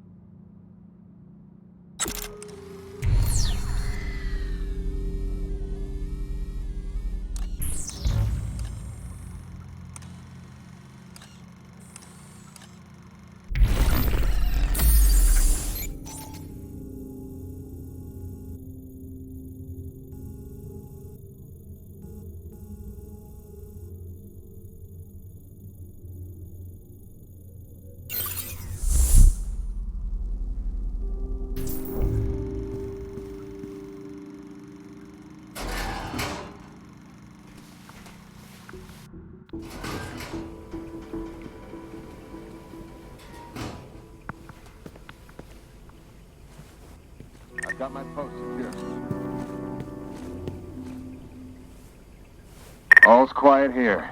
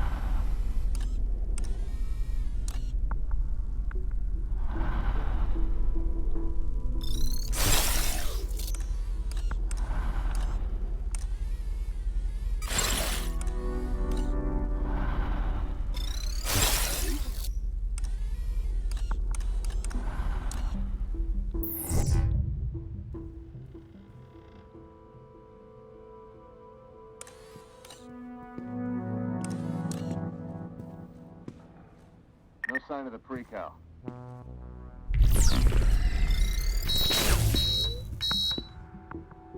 think I saw something.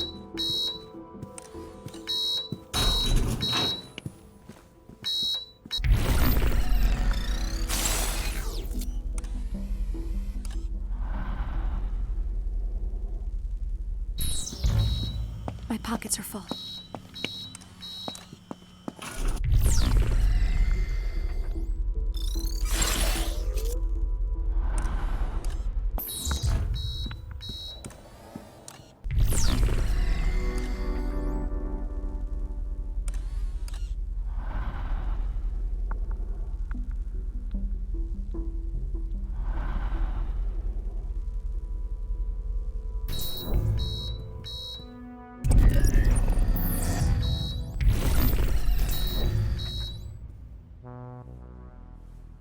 Check in. All's quiet here.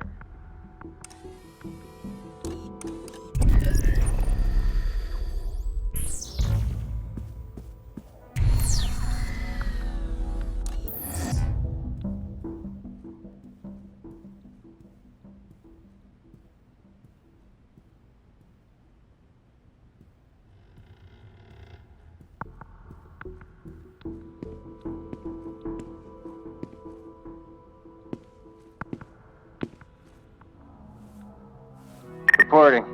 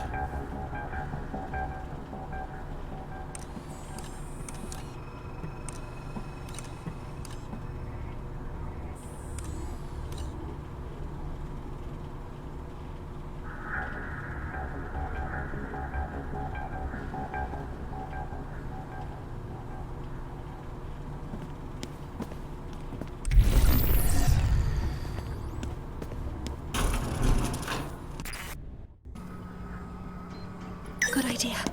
We can recharge here.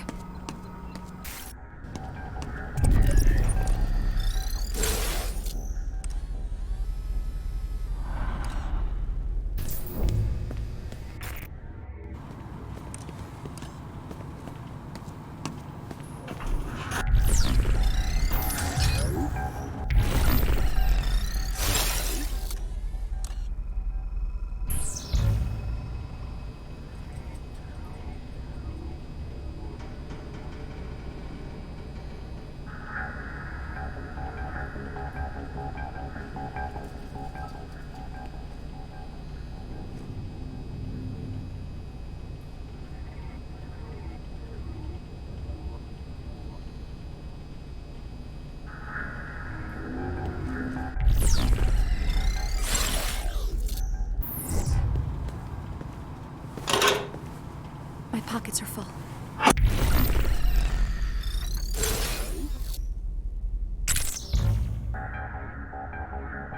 Equipping P0.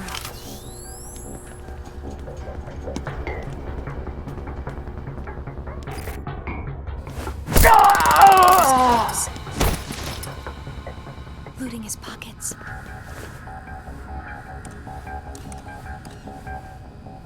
I don't have room for anything else. Nothing.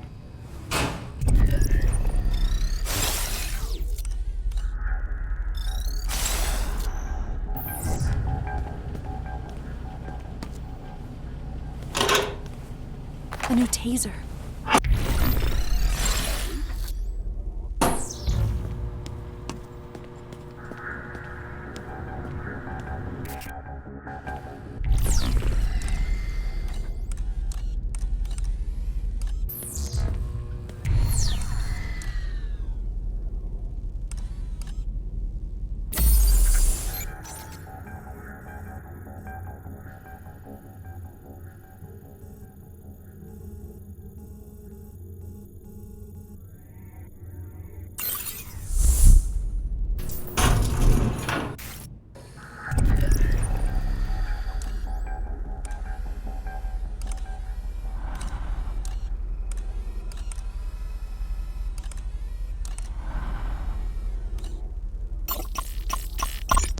Wanted. Well, Derringer and the Overseer got what they wanted. A trophy kill. I'm surprised they didn't drag Zager's body through the facility as a warning to all of the would-be revolutionaries.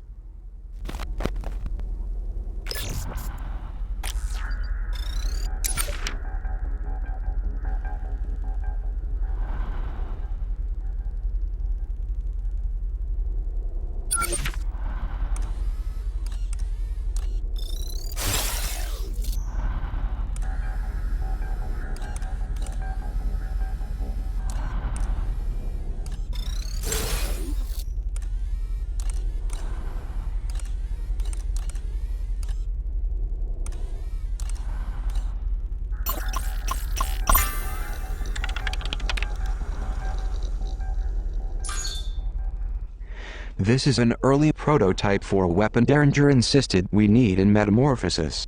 With Zager dead, I'm not sure who Derringer thinks we're at war with, but he bought 5,000 of these things with money from our annual food budget. Hopefully, they are edible landmines.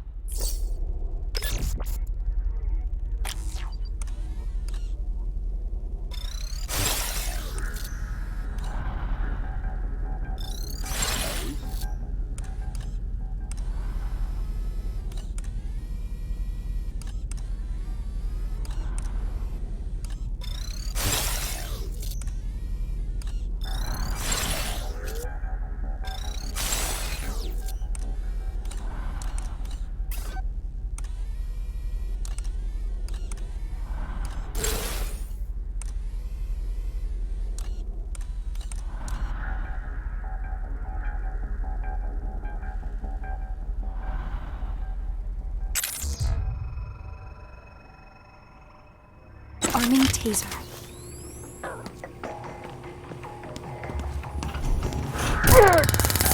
He almost got me.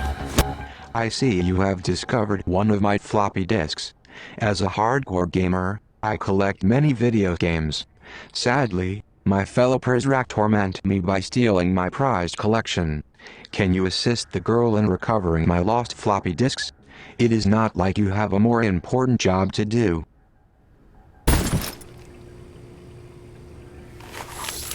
What's he carrying?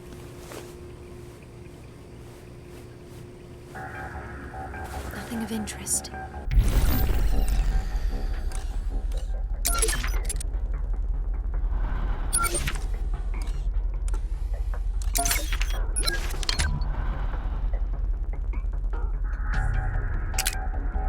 The fall is so immersive, I find myself thinking like the protagonist while I play.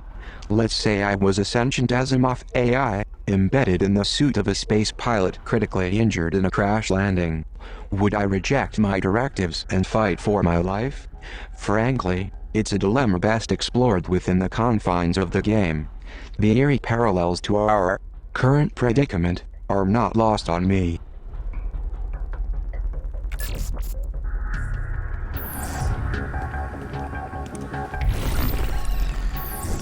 Heading to the vent.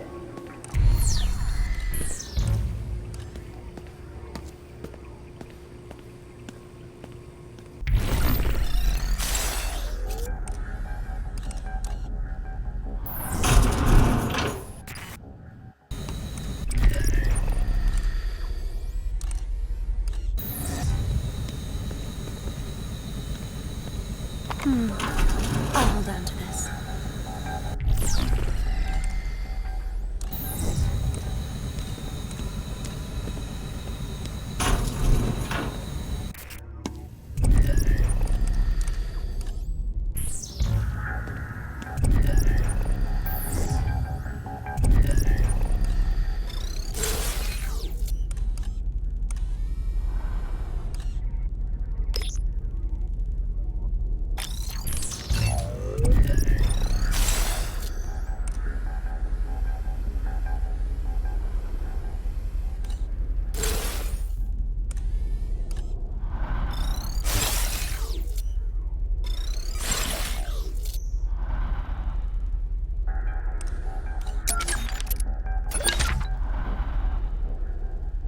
If ever there was a flawed prophet, it was Huxley. His world state gave its citizens freedom to cavort in pleasure as a distraction from political activity. But look at the 20th century's sexual revolution. Sexual curiosity leads to self-ownership, which invariably results in dissent. Parents of the Midwestern United States are right to force this from high schools. Even if the wings of a bird are faulty, their trajectory may still be true.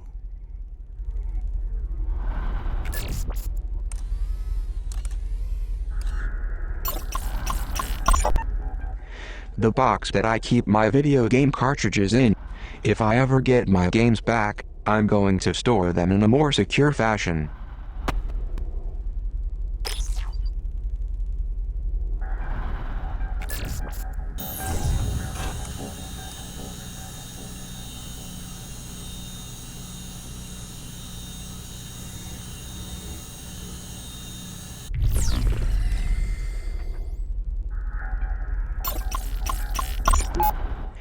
Derringer asked me how much money I wasted on this DFA poster.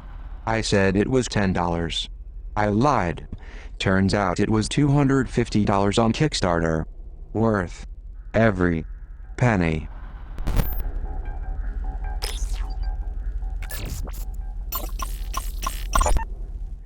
As a reminder that Kickstarter is, and will forever be cool, I hang this Shovel Knight poster proudly.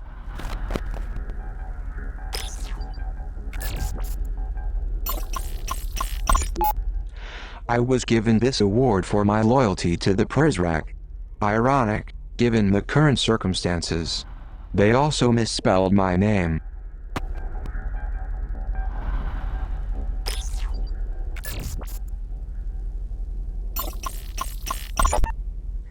The great thing about Kickstarter is that we can bring back classic games from the past.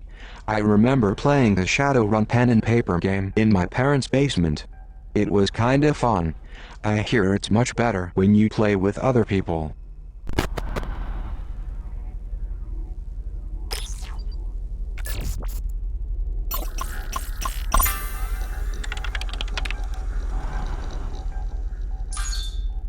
Well, when you ask me nicely like that,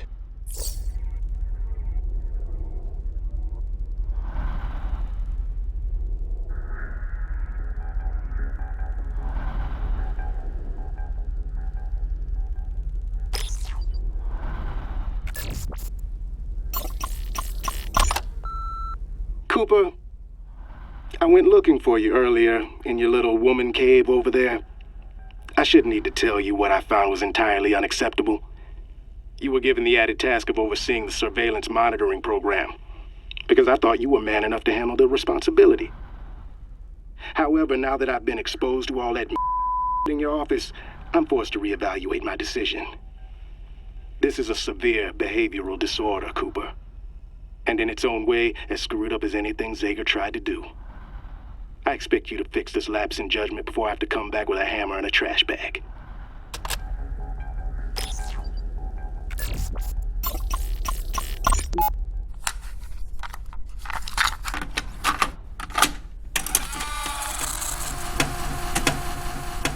When you guys mention TTS, what does it mean? Like Text when to you, speech. Yeah, So I know what it means, So- but like, I feel like that's how we does should it mean break you it up. deliver the audio files? Yeah, I will deliver the actual audio files Okay. because when I'm putting them, like again for the one-liners, I think anybody could just type those in.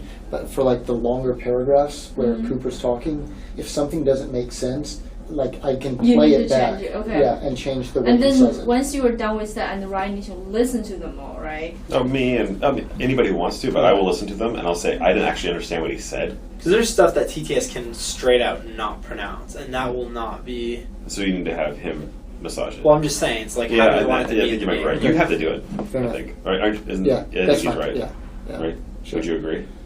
Yeah, I mean, I just think for most of them, like, I've started to write with, like, knowing, okay, he can't do numbers right, or he can't do this right. And so, like, a lot of the one-liners, I'm pretty confident on most of them. Okay. But, like, I feel like we could still generate them all in my absence, and then I could listen to them tomorrow or something like that, and be like, okay, of, like, the 90, like, these 3 Yeah. had a problem, and I But- will just go ahead and just make those.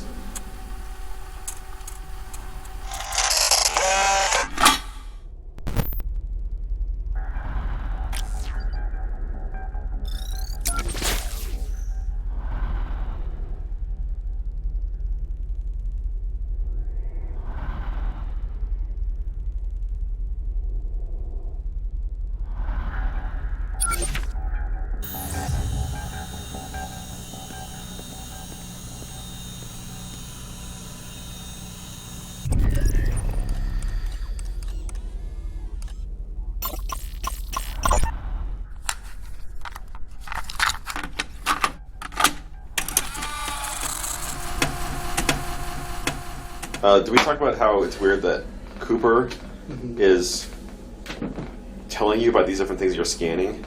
And so when you go into Cooper's office and you scan like his monitor or you scan like his game cartridges or whatever, that he's not in his own office like typing away text-to-speech to you? Okay, got to put Cooper in his office sitting there the whole time. That's what you got to do. That's all you got to do. Hope can't go in there, obviously. Yeah, Hope can't go in there. So Cooper's at his desk.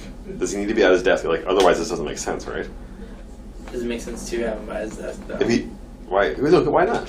Because, for example, again, when all the power station stuff's going down and like the whole place is in red alert, is he just going to be sitting in his office? Yeah. I mean, Like, why not? Derringer Yeah. never gave him a call. He doesn't care. What else should he be doing? If you're the guy that like cleans the hallways at the fire station, there's an alarm. The firemen get in the vehicle. You're just going to keep working there at the fire station. Okay, you're not going to go with them.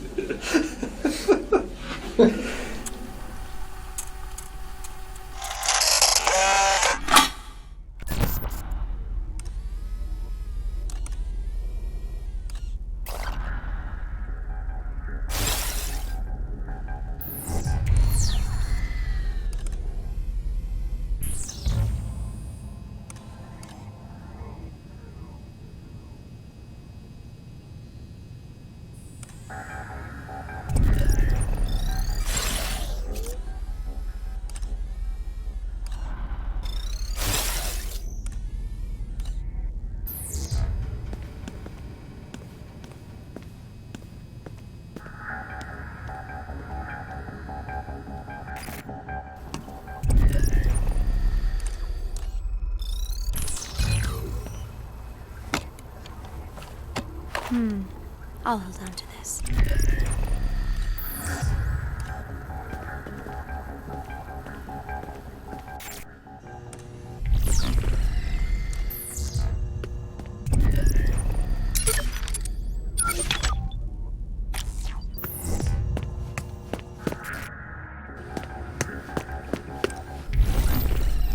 Okay, vent. We need a screwdriver to open this vent.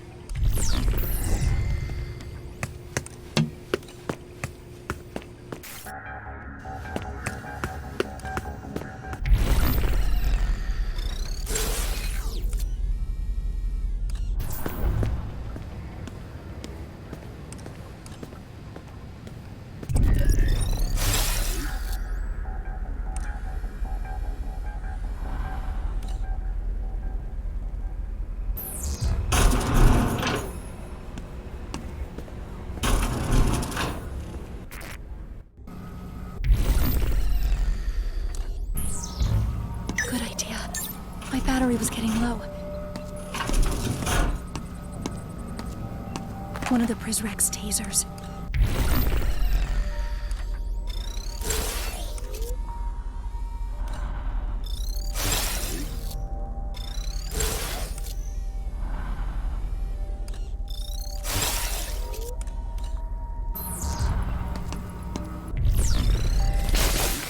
Welcome to my domain. Care to purchase new abilities? Sorry to see you go.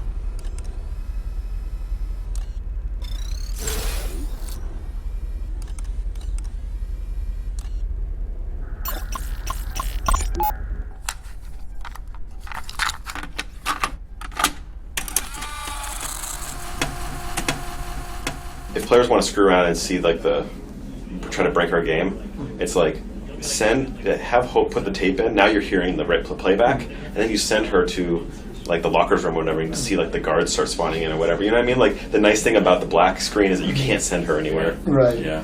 No, I mean, I think I just want it to be a physical thing so that Hope has some involvement in it. But we don't want to think about why. No, I think for the same reason Cooper doesn't take a more hands-on approach for To the helping whole Hope thing, anyway. yeah. Yeah, Right. he's just like, I can work behind the scenes. I'm not even talking to you in my real voice. I'm using text-to-speech. Like, I don't want to go in there and be caught on a camera pulling the lever. Yeah. If Hope's already trying to escape, where does she go with this? that's a good point. It gets me back to the whole thing with the stupid caller. It's like the reason why he's having Hope do all this and why he can't do it is that he's being tracked. Yeah, that's true. Yeah. All those movements, he hasn't done anything out of the ordinary. He's done everything they told him to do, right? Although he probably should have been like, and while you're at it, hack my collar too. That's a good point. Yeah, I like that one Prizrek is sort of, his mind is blown and he's like, I don't know what's going on, and Cooper's like, I don't know. You can almost hear in the text-to-speech Cooper crossing his arms really smugly, like, yeah, exactly, Prizrek. And then Quinn's like, no, I know what this is. Like, this is somebody tampering in the power room. And then you hear his mood change. Yeah, and then Cooper's like, oh. That might be a good time to have the ... come from Cooper. Oh yeah. He's like he's changing, but he's not sure. I'm saying if this is all over black, we have up in the corner. You know how you have Cooper calling the emoticons? We just have an emoticon the entire time, and then we have an emoticon just constantly changing states up in the corner. It's like biting fingernails. Like, see where he's going with this.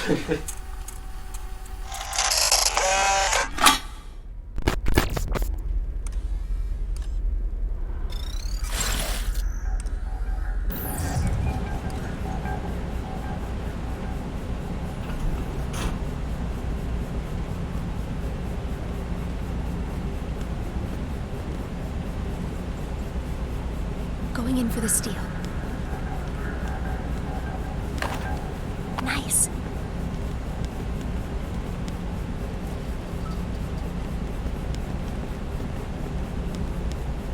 I found a cassette.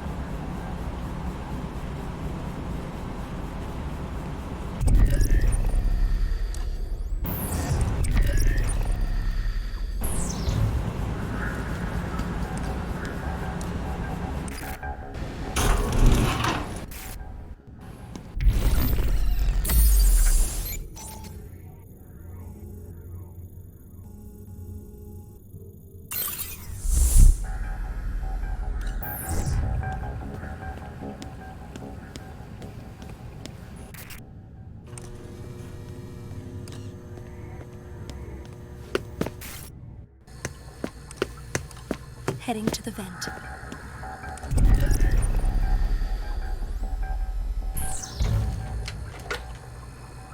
Oh, screwdriver broke.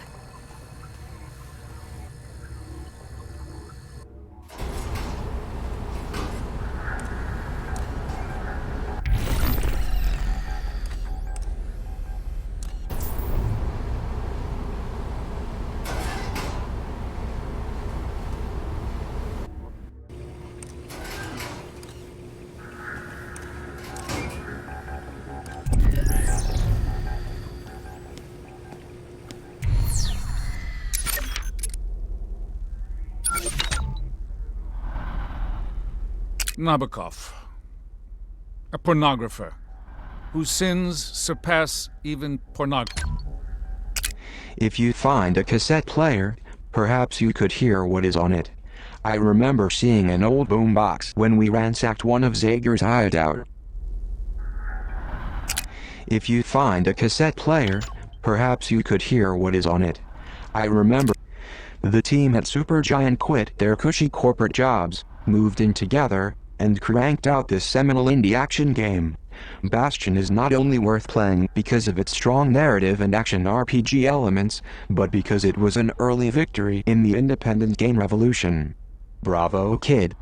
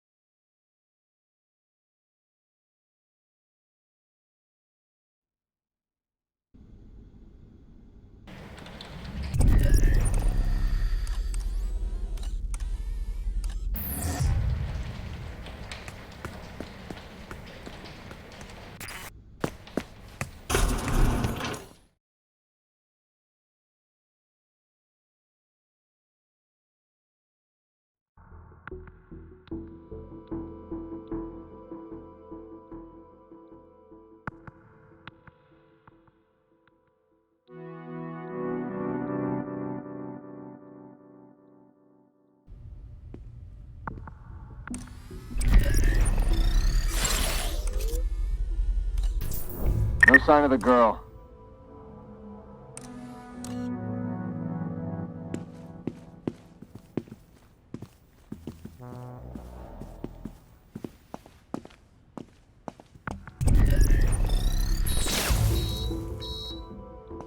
I think I heard something.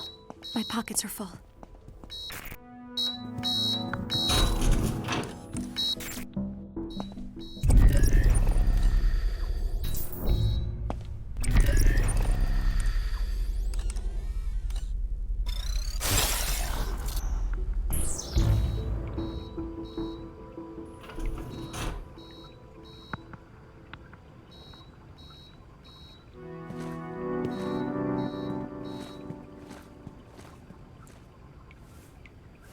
Situation is clear.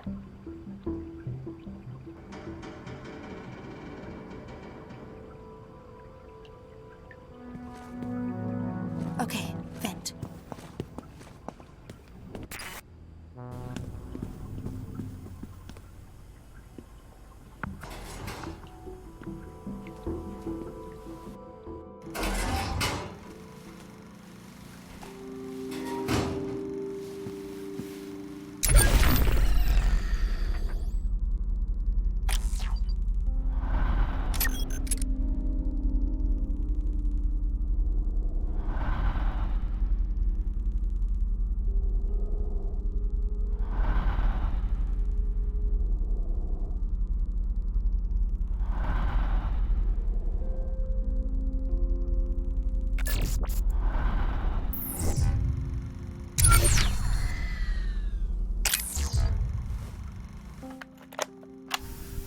Know your enemies.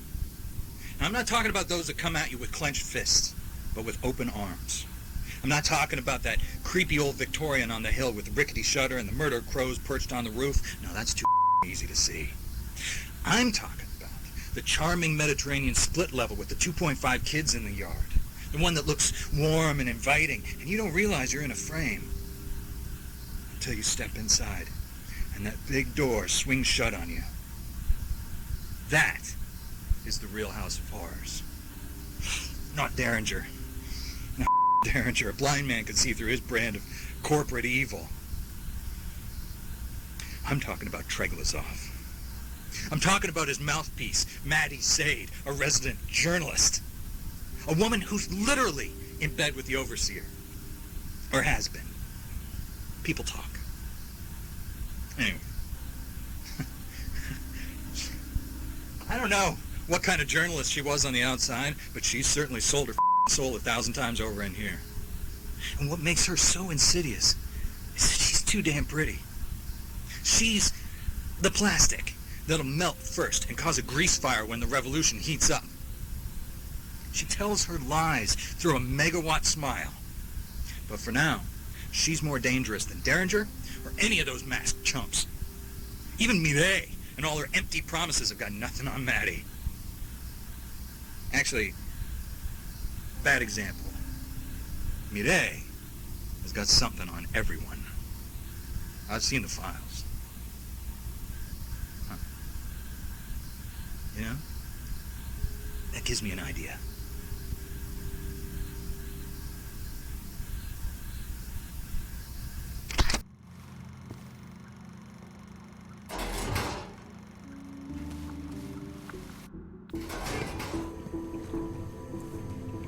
No sign of the girl.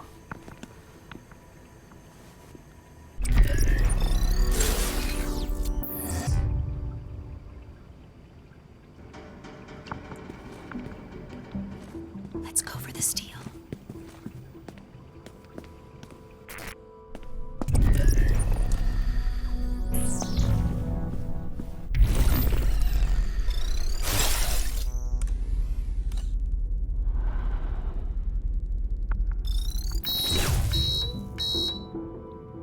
What the?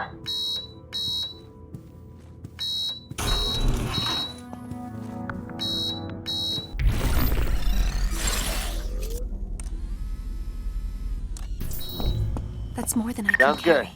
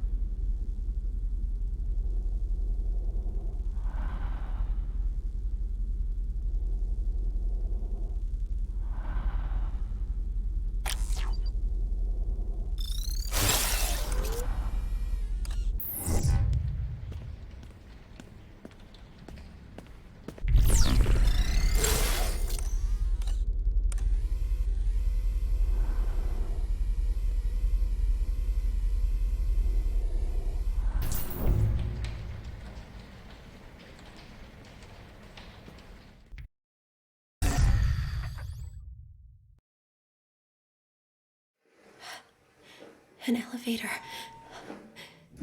must lead to the way out. So many buttons. The ninth floor, the top, the surface.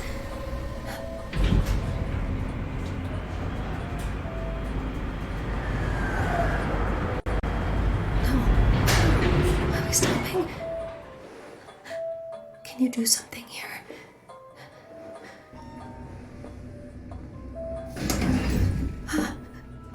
I've been looking for you.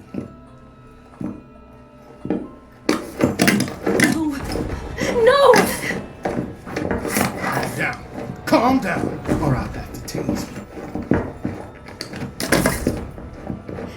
Help! Help!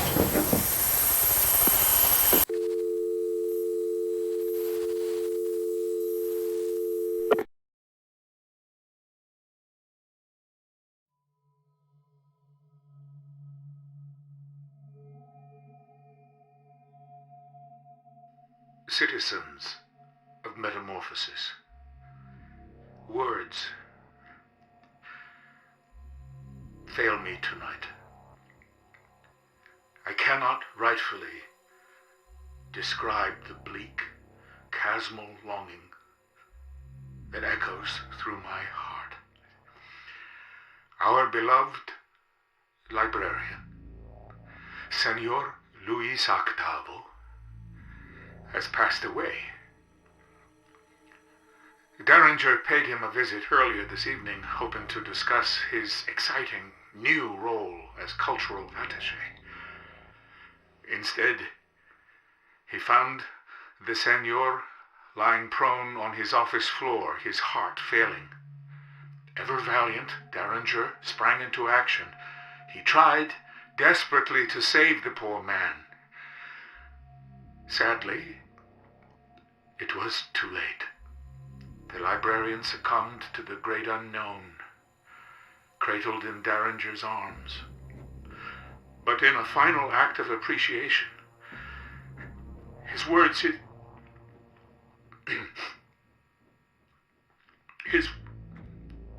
I'm sorry.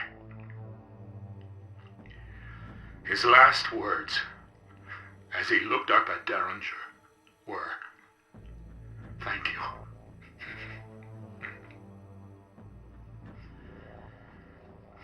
As I'm sure has been reported, Senor Octavo and I did not always see eye to eye. Still, I made it a point to listen to his thoughtful and honest assessments of our fair Republique. He was especially critical of our prized surveillance infrastructure. I regret that I wasn't ever able to persuade him of its importance. I learned at an early age to never speak ill of the dead. I must hold my tongue now. But I will say this, for it pains me too greatly to keep it to myself. Had our security been more robust, Luis Octavo would still be alive. A camera is an asset to our superior way of life. But what use is a camera without a good pair of eyes to monitor the feed? Had someone seen the librarian collapse, they could have reached him in time. I am confident the arrival will help improve security in the future, and thus assure us greater safety going forward. Thank you for listening. And good night, librarian. We mourn your loss, but we celebrate your life with an equal passion.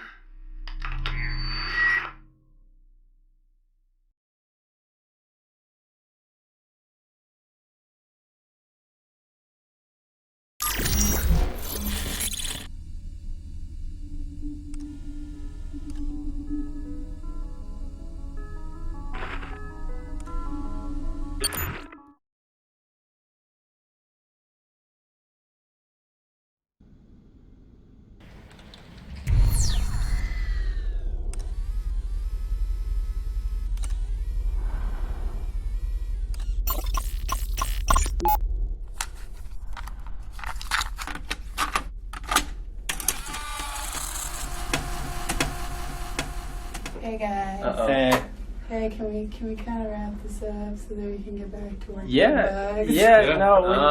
Dude, this is for a bug. This is solving a bug. This is a bug. This is DevCon. I promise. Yeah.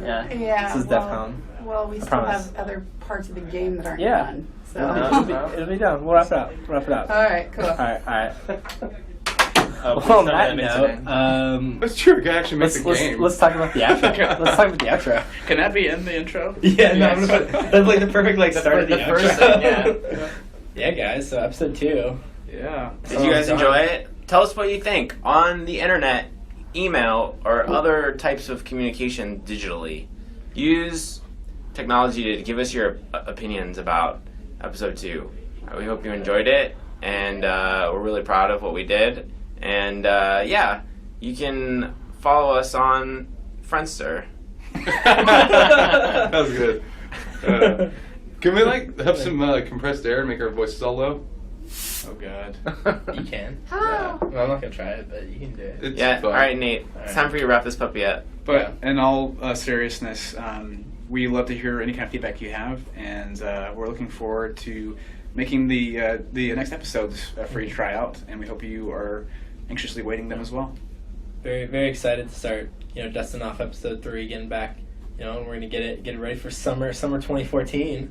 All right. All right. Big space to start up. Get excited. Jeremy's excited. That's cool. On the main menu, it says summer. Really? For episode 3. Well, So did our we have to episode do 1, which came out December 19th. So.